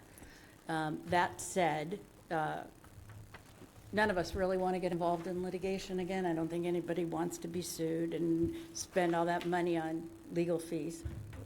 I don't want to see Greg in court again. I've had enough with him in court on other matters. We would actually liked, well, I don't want to say like, because then you might think, but the first date that Mr. Handler suggested of October 16th. That's not up for grabs right now. We were talking September. Okay, as long as it's not Labor Day weekend, then we would not. Or a Tuesday. Correct. My recommendation, it's not egregious. My recommendation would be September 16th, which is a Wednesday. You need a second on that? I'm not making a motion. I am suggesting that we might want to mull that over. It is not Labor Day, and it is not a Tuesday, so it would be the Wednesday after. And we also, understand if we're agreeing not to appeal, which we had every intention of doing, now we've got one violation on us. And another one is, not good. We don't want any, obviously. We didn't expect to have one for this. But I think we'd like to work together and resolve this. Me too, and as he's also a principal licensee in other places, I'd like to be able to move past everything so that we just conform to what the license conditions as stated in the license are. So hopefully, next time you show up here, it's just purely for entertainment purposes. We really don't want to come back and see you. I can, don't take it personally. I get that a lot. In any event, what say ye? I'm waiting to hear from my colleagues. Just putting it out there, like I said, the 16th, the middle of a week in September after Labor Day. I can't, in my heart, I can't do a lot better because it's something of a punishment, but it's not an egregious punishment. No, I appreciate it. Certainly not the third week of August. No, We we feel the same appreciate way, that. actually. Mr. Chair, jeez, I'm hungry. Move that we, the board impose a one-day suspension to Ember Pizza on the date of September 16th, 2026, for a wine and malt suspension Only. only. Second. It's been moved and seconded to suspend the wine and malt license for one day on September 16th. So you would have to submit the license back to us for that, but not for the other license. Okay, further comments? Hearing none, all in favor? Aye. Any opposed? Aye. Okay. It's 4-1 to approve the suspension on the 16th. And just from a compliance standpoint, on the 16th, the malt, and is that allowed to be on display, or do I need to remove it, in terms of its location on the bar, just in terms of a compliance, just so that we're This is one of the fully- most unusual I'm suspensions just, I've just ever trying to been understand, involved I don't with. wanna make a mistake and have things that are good visible and someone says, oh, I was there, and they Not only a still good question, a I good just wanna make sure, start. So- like, Yes, through you, Mr. Chair, it is unusual for sure, but my interpretation would be that this is a separate and distinct license, and just as if you didn't have the all alcohol, you would have to remove everything. So in this case, you would have to remove all of the wine and malt beverages that would be sold under the other license. He's not going to be able to remove the taps if we you can have put, it. we can put like a cup Hood over, or over. something over it that you can, that it's Agreed. You wouldn't want one of your employees to make a poured mistake. inadvertently, yeah, Yeah. absolutely. Thank you. Okay, Okay, thank you. thank you.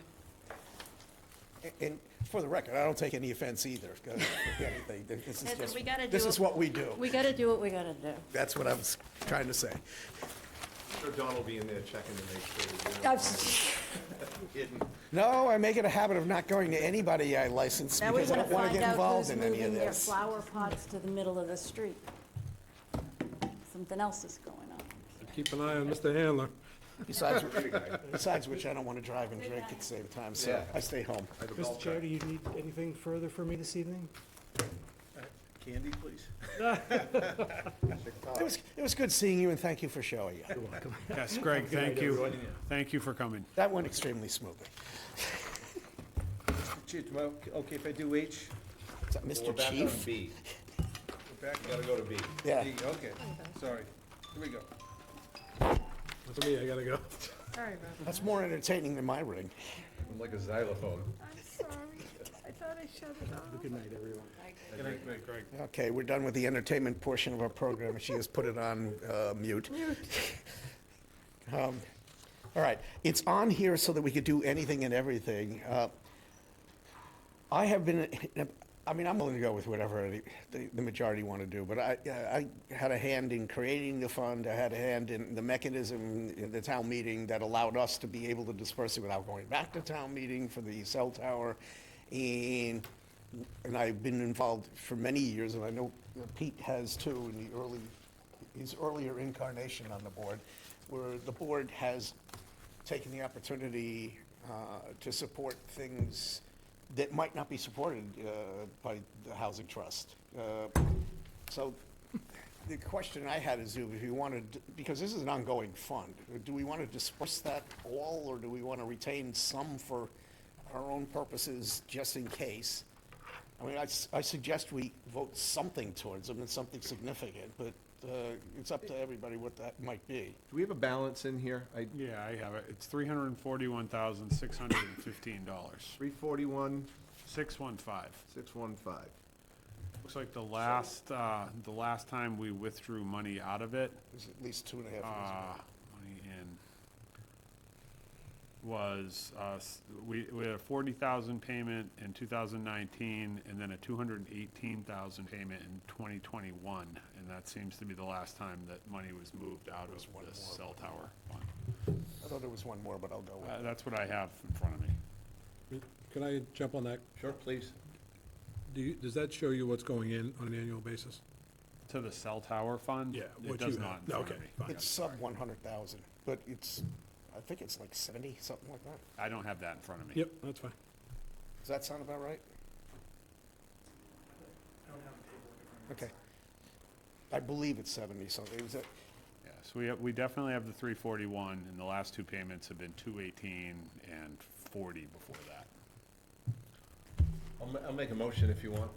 sure. I move that we transfer a total of $307,454 from the cell phone tower fund to the Affordable Housing Trust, leaving behind 10% of the existing balance of $341,615, so it leaves behind $34,161. There's no second, and I can't think of anything that we could fund with $34,000. It's a start. Okay. Does anybody have something around 100 that they might be willing to accept? That still gives them about $250,000.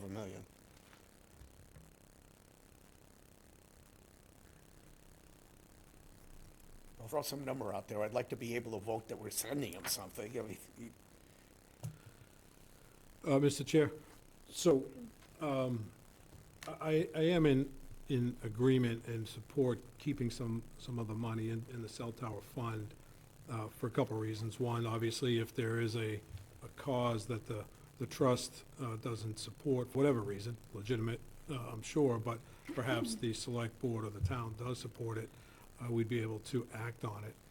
But also, and probably more importantly, nothing precludes us from transferring additional funds in the future if there's a need by the trust that's specific. So, you know, I'd like to keep a little bit more in the account.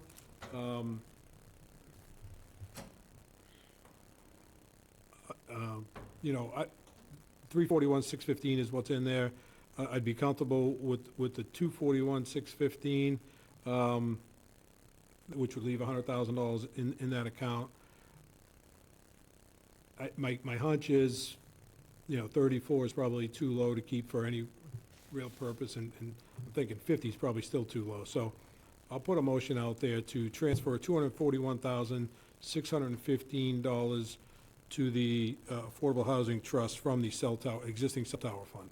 Second for discussion. Okay, Can I ask a couple questions through you? sure. Mr. Town Administrator, how else can these funds be used? From the research that I did today, it's affordable housing. So if the town wanted to move on an affordable housing project on its own, absent the Affordable Housing Trust, that's why we're keeping a reserve of 100,000. That would be my desire, and I'll just give you a quick example without any Please. detail. If some entity comes before your trust, and not your trust, but the trust, Mine. and the Handler Trust, and request $75,000 for whatever it is, and your trust doesn't deem it appropriate or necessary for that entity, yet we as a collective board actually think, and perhaps on the trust you were in favor of it, yet your colleagues on the trust For were whatever opposed. reason. For whatever reason. Sure. Then we have the ability as an entity here, the select board, to perhaps grant their request and support them for whatever it is. I doubt someone's gonna come before us with a request of $30,000 that is gonna benefit them. I think 50 is probably still too low. I think $100,000 gives us an opportunity to support some entity that the trust may otherwise not, for whatever reason. Again, you're tying up money, Yeah. you've spent it elsewhere, whatever. Perfect explanation. And we I- have dispersed money, whereas the trust has projects in front of it. We have in the past, in numerous occasions, dispersed money that had to do with engineering or some aspect of a project like for Habitat. And the reason I went to 10%, and I'm not tied to any of it, but I went back and found the minutes from June 7th, 2021, where there was 218,923. And Mr. Howell, you voted to release 2,018,923 to the trust. So I thought 10% would be a help. But if you think $100,000, and with your explanation, I buy into that, I think that makes a lot of sense. The trust might not have the money to give at any point in time. The trust may have 50, and then the town could kick It's a in plan. 25, 30. So it makes sense. And additionally, what I want to see us establish is an annual transfer, Correct. right? So rather than, we probably don't need more than 100, so if 70 comes in this year, or whatever year, next year, or whenever it's available, we transfer it So over. keep a floor of 100, transfer everything That's else over. Yeah, I have been asking on numerous occasions, not necessarily that one, but for June to be that period of time, because June, Say it right here. I think it's a great idea. yeah, but it didn't happen. Well, it can happen in the next couple of weeks. We want to set a policy. And I will say that there's also, because Michael asked about the stabilization fund. I just want to reiterate, stabilization fund has money in it, but it's something you can't rifle through the select board. It has to go through town meeting with a supermajority vote, so it's not like as simple as, yeah, sure, take the money. I spoke with Michael today about that, and I think there was some confusion because one of the funding sources for the water department budget is that special stabilization fund. And, so he was trying to figure out how that money gets pulled to the water and wastewater department. And the mechanism is it's baked into the motion for their budget. So it's one of the funding sources in the motion. So it does, go through town meeting. It's just not its own article at town meeting. And I assured him in the future, in that case, that article, that special stabilization fund that was set up, that definitely has to go to the Affordable Housing Trust or the wastewater department, so they will get whatever they need for money there. They just need to request it, and it goes to town meeting. Yeah, I'm just bringing it up because that's the process. Yeah. We just can't act on the request the way the process. Not in that special And stabilization. again, hopefully that becomes an annual article. Yeah, you know, it should probably Might be as an well annual put it where funding it's source. needed, right. Yeah. Yeah, motion second, I think. Okay, so we're retaining 100,000 of it, and the balance is going to the housing trust under this motion. Has everybody finished making comments, or? All set. Okay, all in favor? Aye. Any opposed? It's unanimous. Thank you. All right, where are we now? Committee reappointments. Discussion and vote on committee reappointments, letter C under new business. Since you sent them to the office, I don't know, did anybody other than me ask for anything to be pulled off? And I just did one. No, just the one request. He made a request that someone on the reappointment The reason I list- was trying to do that is I don't want to out anybody in a public meeting without, not that we're not going to appoint them, but my intention would be to have a discussion with the person and then put them back on an agenda. But I had given everybody the opportunity because they said they wanted the opportunity to peruse the list and The list of appointees or the list of committees? reappointees. Reappointees, Appointees. okay. Reappointments. At the end of that last meeting, I was asked to put forth some information regarding which committees, Both, which both, have both. reappointees. Both. But I did send you that paper. Okay. But I asked to send to administration was, do you want anybody taken off the appointment list when it came up on the agenda? If there's anyone that you feel uncomfortable with making the main motion, have them included, so we can have a further discussion with them, please let the office know. I was not part of the process. I just said, let administration know, and I don't think anybody did do that. Is that correct? No, the only email we got was about the committees, not Okay, individual well, and I knew appointments. that. That's a separate issue. Yeah, but we should probably tackle that one first before we reappoint them. No, the person that I'm talking about is a committee that cannot go away. Okay. It's a, by law, required as a commission, as a committee. It can't not exist. No, I understand, and maybe I'm unclear, sorry to, but if we're gonna reappoint the bulk group that's in the packet, there are people in there that are that populate the three committees, or at least two committees that I sent you the email. Yeah, and that's kind of why I wanted people to, all right, so you're gonna have to identify the committees publicly so that we can pull any reappointments from the list. That brings me up to my next point, is I would have preferred to have had the list in the packet so that the people on those committees could have had notice, and then they could have come in to have a discussion about it. Any I don't- objection to putting that on the next agenda then? This one person on the reappointments, I mean, we could wait, but you gotta I don't know understand. who the one person you're speaking about is, And so. and the reason I won't do it is because it's a person that I want to have an interview with, and then they will be brought back forward again. Okay. The only issue with, and this is administrative issue, and we can get through it, I just want to bring it to light, is we prepared all of the letters for the reappointments last week with the date, and we did that incorrectly, I know, but we did that. So we prepared all the letters last week with June 1st date, and then we went ahead today and prepared all the letters again with the June 8th date. So there's some work associated with that, so I don't know what the cleanest way to do this, because a majority of the list at this point, you guys are gonna reappoint, you know?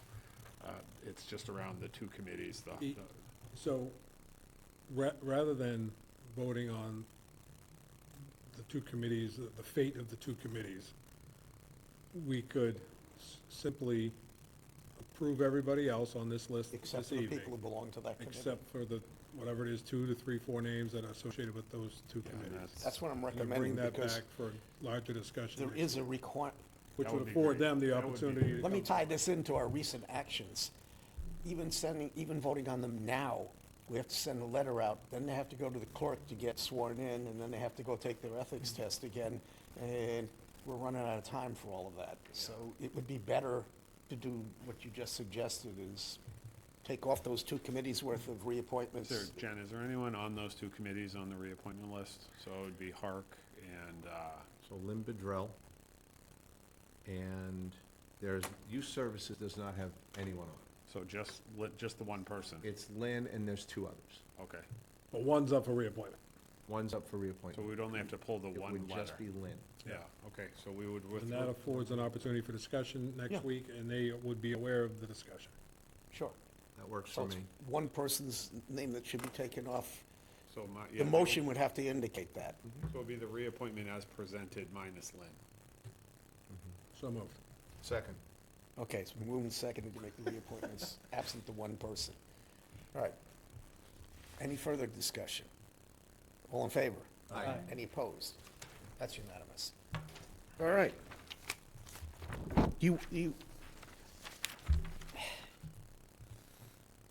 Yeah, I know it's not in the packet. Do you want to hold off on that, the discussion? I know at least, there's not much I discussion. don't want to hold off on, I want to hold off on the discussion until next week. There isn't much discussion to have with youth services, though, because there's no real rationale Oh, to there have isn't. one. And I believe our director is in favor. You and administration received an email regarding Hark, of which I went and had a conversation with one of the members a couple days ago, and it was a really good conversation. And I would prefer to hold off and just discuss that committee next week. Yeah, with I agree ample with that. notice. I'm just saying that I'm not sure that there's any reason to hold off on, You want to make a motion to, wouldn't be what is me. the word? Disband? Youth services? Yeah, disband youth services consultation committee, because that, just so everybody knows, that morphed. The youth services counselor, when it was first hired, there was a request to have somebody for that individual to talk to kind of, as therapists do, where they've got a mentor, who to offload all of the crises that everybody talks to them about. And that was originally what we were trying to accomplish, is get a person, because there's HIPAA considerations, so they can't really talk about anything specific. It had to be centered on the well-being of the counselor herself or himself. That somehow morphed through the years, so that we had a support committee, and for a while it was being used to actually create events, which is not central to the mission of that position anyway, but the current counselor agrees. It's not as if we couldn't put it back together again, should we want to, but it doesn't serve the purpose that it was intended to, which is for the person who's the counselor to have some, willing ear to be able to talk about things. That's not possible within the confines of that structure, because there's confidentiality matters where they can't actually use names, and they're not actually doing that anyway. It's not like they meet and talk about, I've got this really difficult case with this young lady who's a ninth grader. That's not happening. So, would you be comfortable, Mr. Chair, with me making a motion to disband youth services and the town administrator screening committee? well, I'm not sure whether we want to disband the town administrator screening committee just yet. Okay. Yeah, sure. That would be an appropriate motion. Pete? I struggle with it only because of the agenda item talks about discuss or vote on committee reappointments. That's all it states. All right, well, let's hold off on that then. I mean, you've got my rationale. So that you can center it on the third. It's those three, so the public understands. Okay. Harwich Accessibility Rights Committee, Youth Services, and Town Administrator Screening Committee for next week. Okay. Discussion about disbanding those three committees. So I have one more week to impress you. We haven't done anything that we can think of. Might be a 4-1 vote, you never know. Might be 4-1. Okay. Mr. Chair, I move we approve a special permit application for Reciprocity Artisans Market for one-day entertainment and one-day liquor license, wines and malt, for an event to be held on August 29th, 2026, from 3:30 PM to 7:30 PM. Event to be held at 4 Cross Street. Second. It's been moved and seconded to approve the special permit application for Reciprocity Artisans Market as specified. Any further comments? Hearing none, all in favor? Aye. Aye. Any opposed?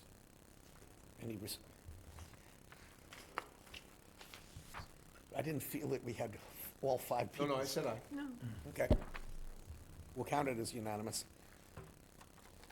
Okay. This next item.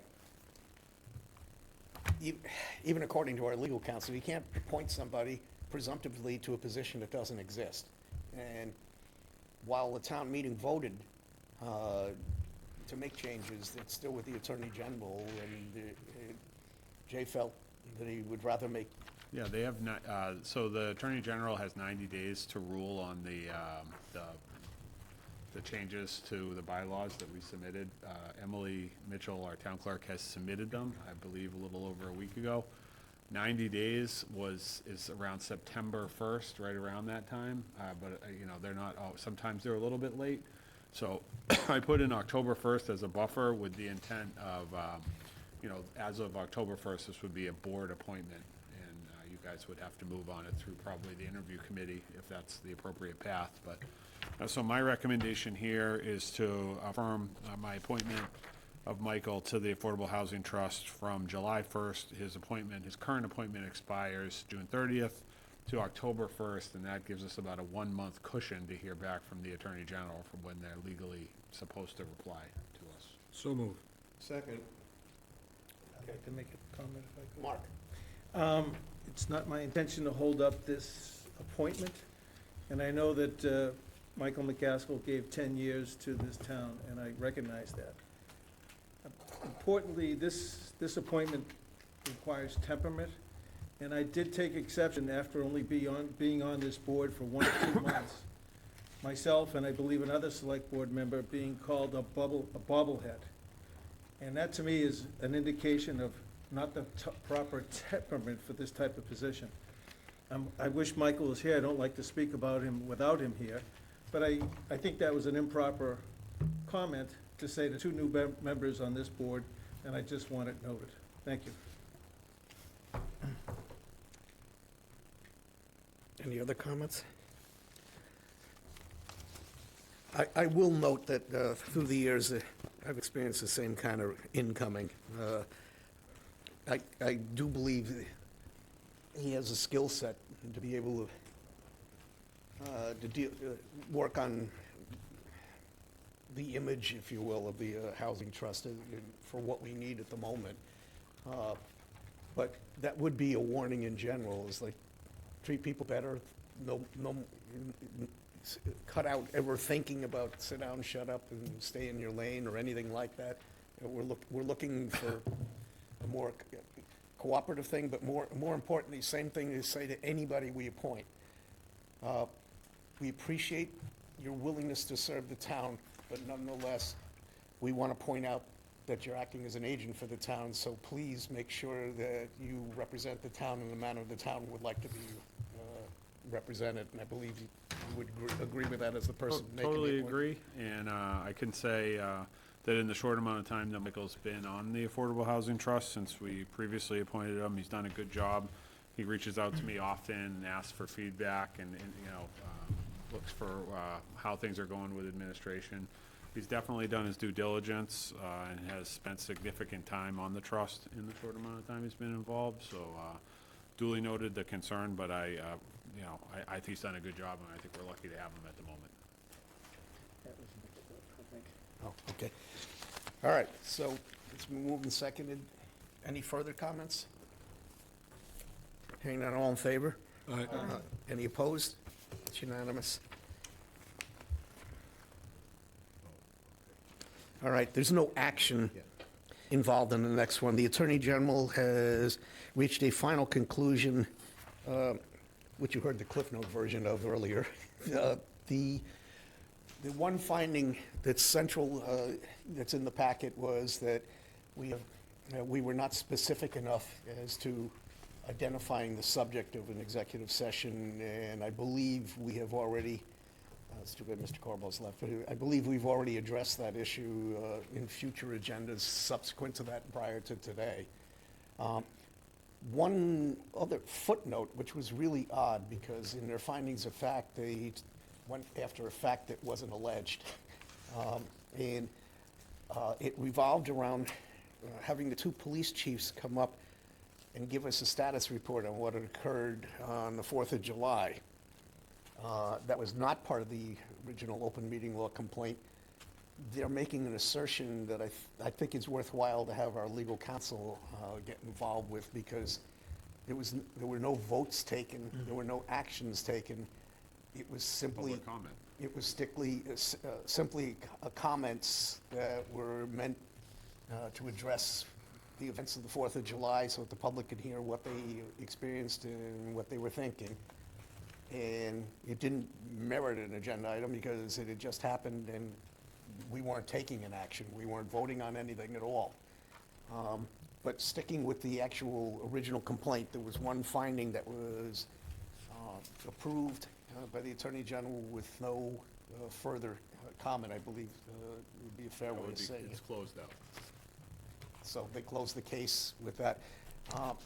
Again, my concern overall is, I mean, I've adjusted my opening and closing of the executive sessions to reflect the fact, even verbally, that we're in an open session, we're just recessing, and we're gonna be coming back. But that's why this is so important that Emily and you get to the rest of the appointees, especially the regulatory bodies, about what their duties and responsibilities are under the open meeting law, about where to meet, how to post, and make sure that they're consistent with current law. And that isn't just what's written, it has to do with case law. So as we move forward, it becomes really important that we make sure that everybody across the entire government understands, because I don't want to go through this again. Well, we have that planned for August. I think after Emily presented to the board last week, she followed up with, I think it was Michelle Randazzo, and they finalized the time frame in August, and I think they are gonna be able to do 2 in a day, one of them on Teams. So I think we have that scheduled pretty well moving forward. And I guess the point I was trying to make is, during the period of time that this all happened last year, where the allegations were made, Michelle had contacted me and the town administrator to go over what our obligations were, and just to kind of point out that we might want to be more specific about certain things. So we already addressed that back in like August of last year. So the finding, while accurate, is something that happened and hasn't happened since, and we're not, hopefully we won't see it ever happen again. Does anybody have anything else they want to say? The only thing I'd want to say, and I'm busy signing these 30 letters here, but just as... It's tough to act on the top, at the It's top. tough to multitask, but just a template, and I'm sure you've thought about this. So it seems like there's people outside of this town looking to find fault with whatever we do. That we have a template that somebody who may not be acquainted with all these rules and regulations we can follow. And I know the town administrator will guide somebody, but just kind of a little template so we don't fall into these mistakes again. Just my thoughts. I think Michelle's going to do that. isn't Yeah, she? yeah, that's noted. It's a good idea. Okay, well, there wasn't anything to vote on. That was just, wanted to make sure that the public knew. The public knew when it got filed, so the public should know when it comes to a conclusion. I was happy to see my name cleared of any wrongdoing. Well, with them, perhaps. Perhaps. There's still We'll get you lots. for something else. Yeah, we'll ding you for something else. All right. Finally, Oh, yeah. I know secretly you wanted to hear the entire legal presentation before. Mr. Chair, you want a motion on the payment? Not after they came all this far. Okay. So Oh, I feel yeah, like yeah. we owe it to them to let them speak. Okay. Thank you, Mark Drainville with GHD. So I'm here to talk about an effluent recharge effort. So I've been before you speaking about how this was the next step in your, effort to come into compliance with your nitrogen goals. And what this... That would be the next item. I mean, we first have to agree to a grinder pump for, Yeah, you want a motion on that one? please. Mr. Chair, I move that we approve a payment and maintenance agreement with Sunshine You Are Mine LLC, property located at 18 Fredericksburg Ave, for a grinder pump reimbursement incurred during the Phase 2 sewer construction project in the amount of $6,272.50. Second. It's moved and seconded to approve the payment of $6,272.50 as a reimbursement. Any further discussion? To the town administrator. That's the going rate, I understand, and how many potential homes will need this sewer pump, and what will the total cost, and is it accounted for in our contract? It is accounted for in the contracts. It was accounted for as part of the original design. Right now, we're having a problem with keeping grinder pumps in stock, so we're reimbursing instead, and the rate that we're reimbursing that the board agreed on was the $6,500.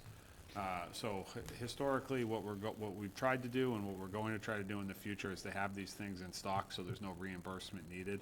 As everybody remembers, we agreed that with grinder pumps, if you are in need of a grinder pump as part of 2, 3, or 3A, we're going to provide you with the first initial grinder pump, either through reimbursement or literally giving you a grinder pump, and then subsequently you're on your own. Residentially, so if it breaks or they need to replace them, it'll be on the homeowner.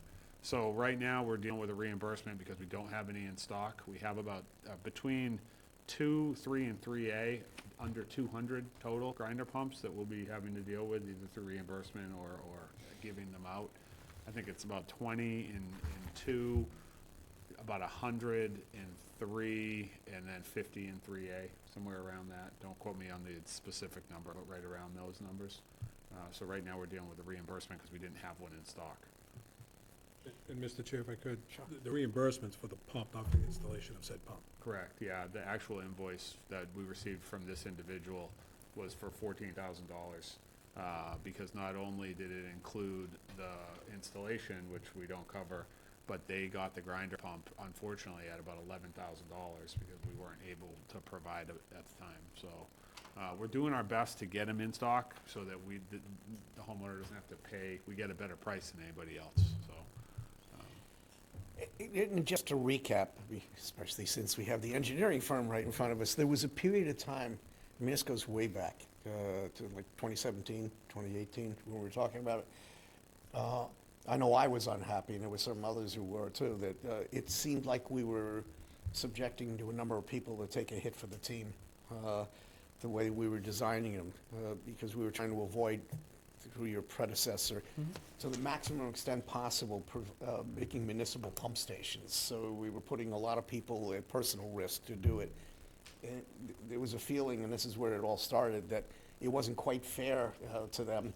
The system was designed the way the system was designed, but we really should have morally made sure that, I mean, Dan was there too, that we were going to cover the initial cost of the first one, but we do not cover either repairs or replacements, future ones.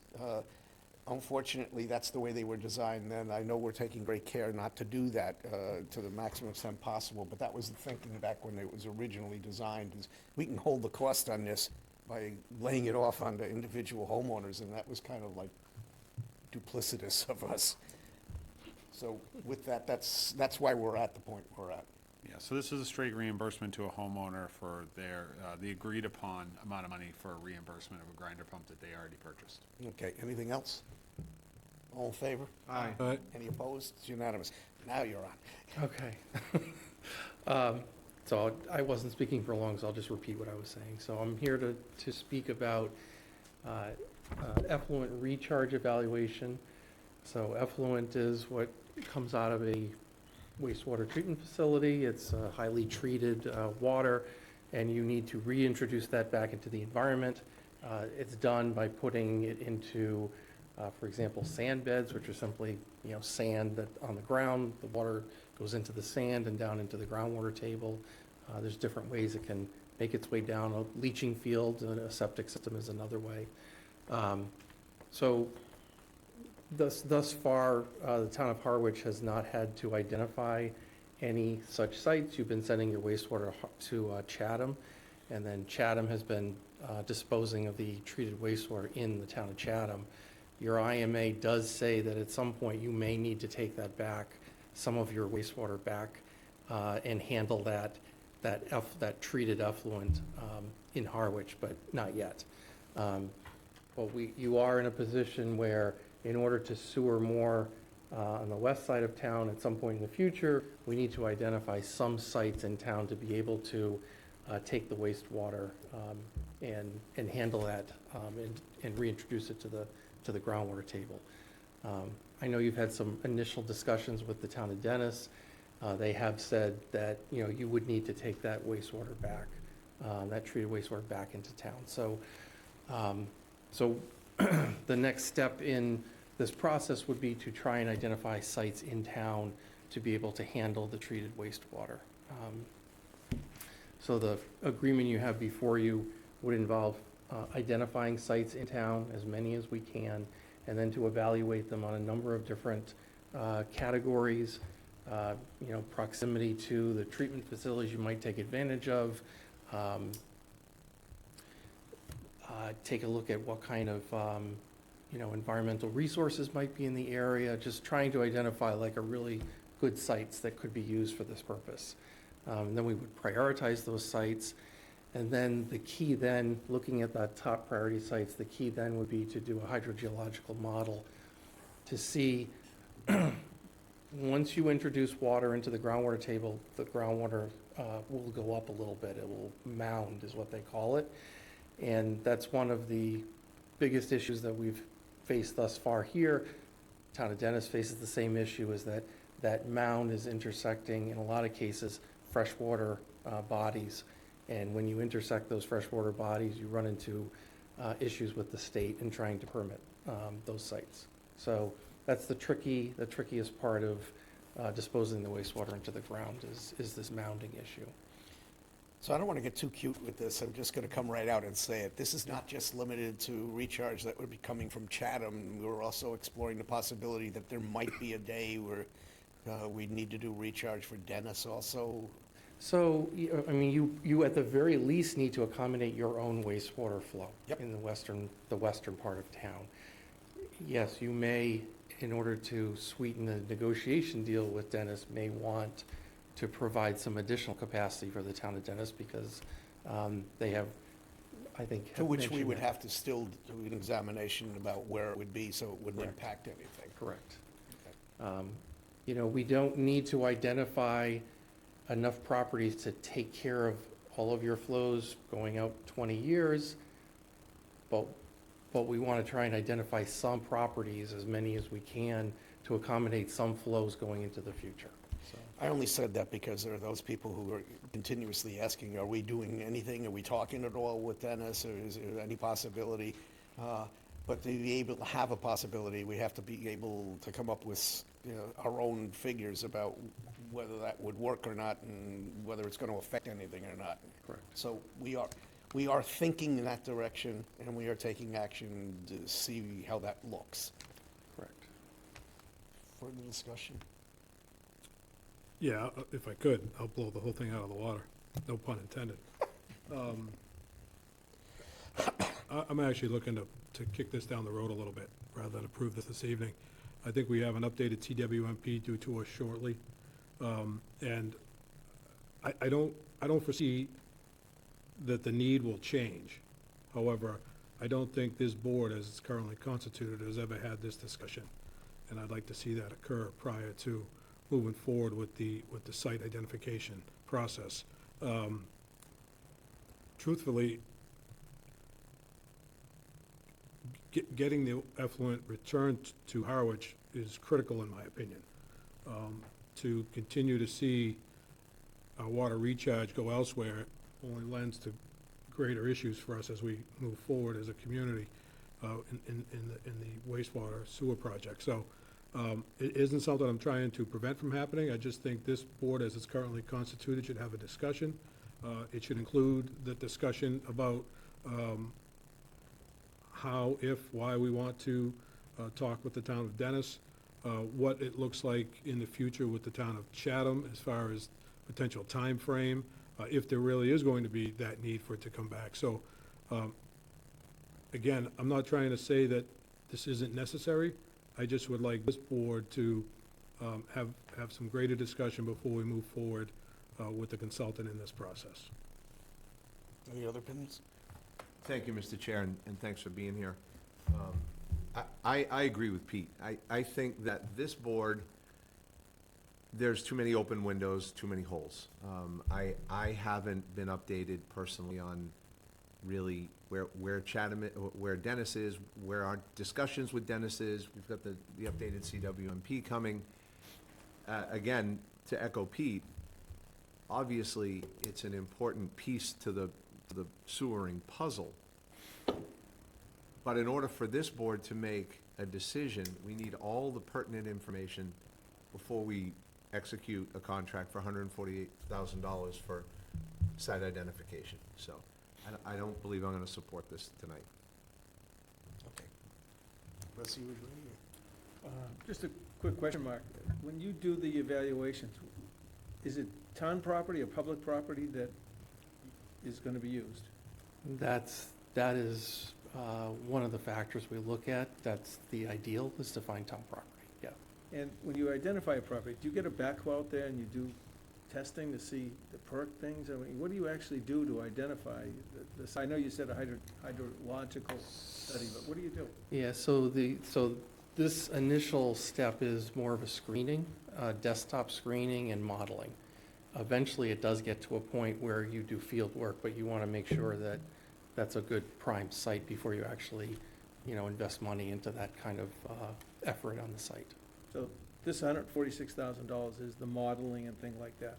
Yeah, modeling and screening properties, meeting with the town to figure out which properties are, top priority, so. And if we delay this for a couple of months while you get the information to bring to this board, does that hurt your scheduling? Does it hurt us with Dennis?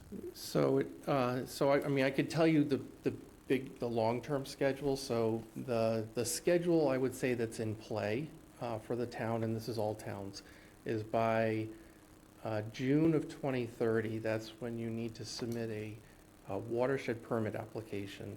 And so it's around that time that your time frame to come into compliance with your nitrogen goals will start.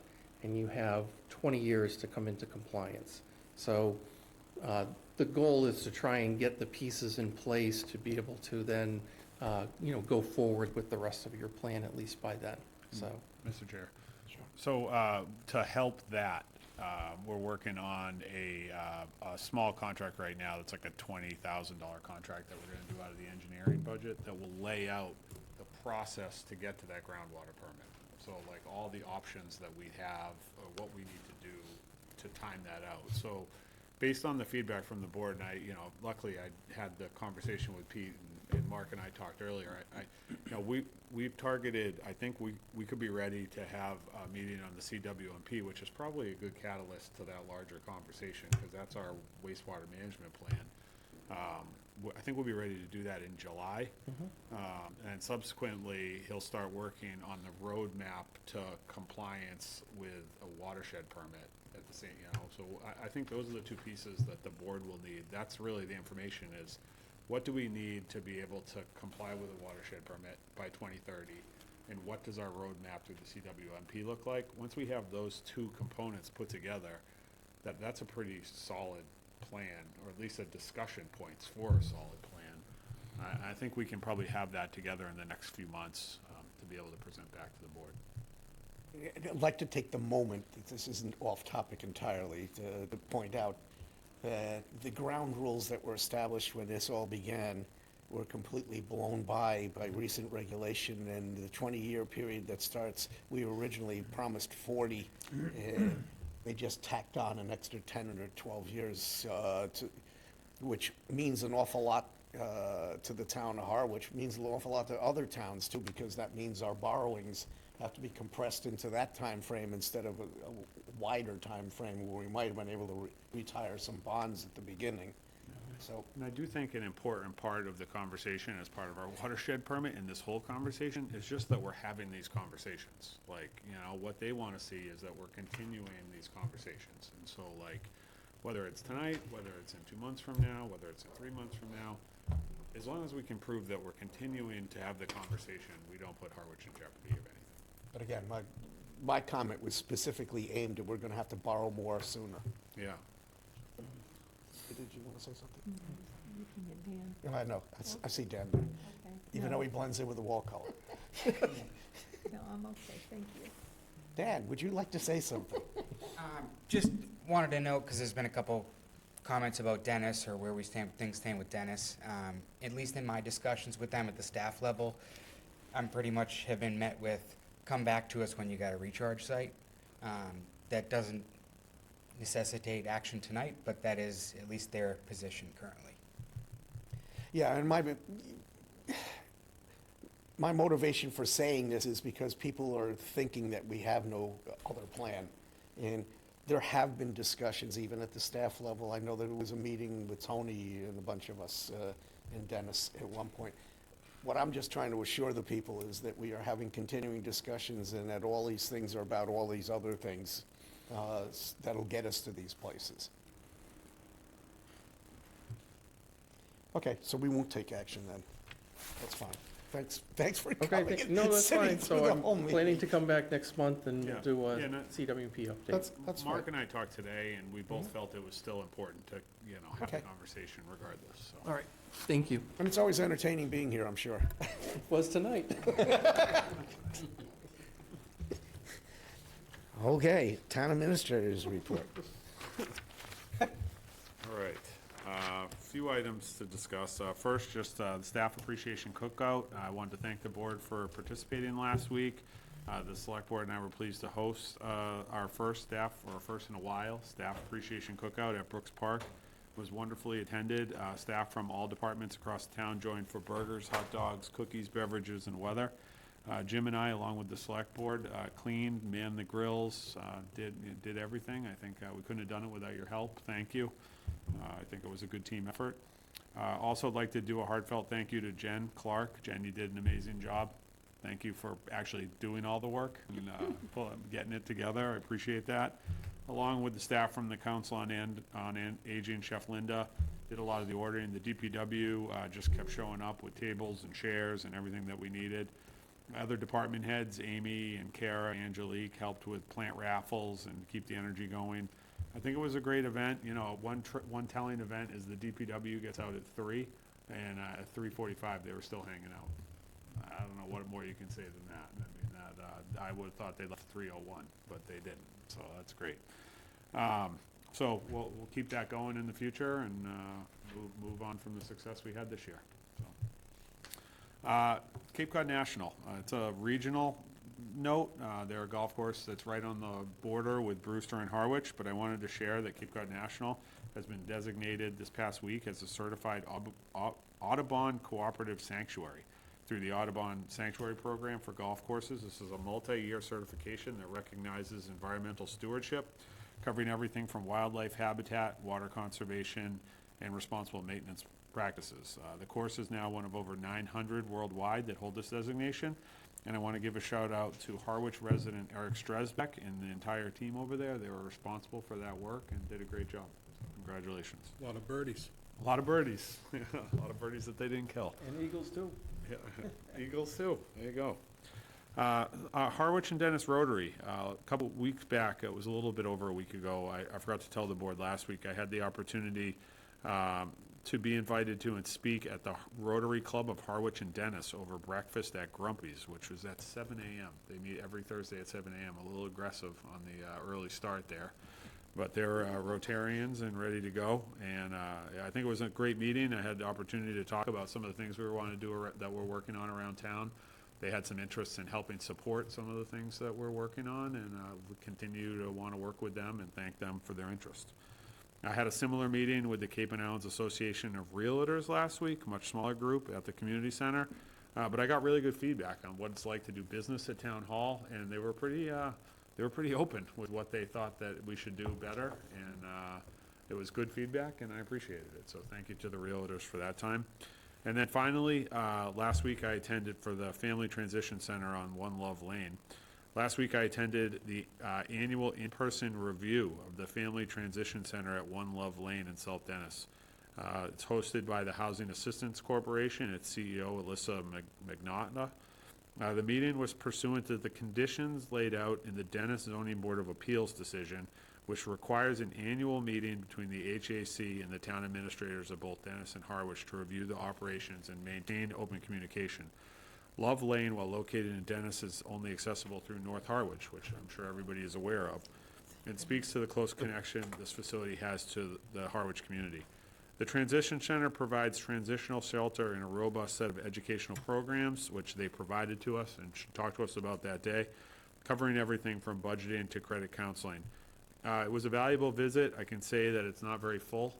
It's probably only at about a quarter capacity right now. Actually a pretty empty facility, but they're clearly at the moment, following the decision from the Dennis ZBA and following the requirements of that decision. So I just wanted to report that I went and did the site visit, and everything seemed up to code. So that's all I have, Mr. Chair. Okay. Select Board report. Jeff, I have nothing, Mr. Chair. Thank you. Mark, Nothing, sir. Anita, No, I'm good, thank kinda you. sailing through this. Pete? I'd like to just take one moment to thank administration and the team, and as well as my colleagues for their participation in the employee cookout. Unfortunately, I was not able to attend, but I heard great things about it, and I'm grateful that all of you had the opportunity to participate. And again, I just want to say thank you. Okay, so, I don't want to scold whoever was holding these friggin' signatures down there. some of us are gonna come in tomorrow to sign them. Yeah, my report is gonna be a little bit more broad. It's been a wild ride this past year. We've been through 5 town administrators. That's 5.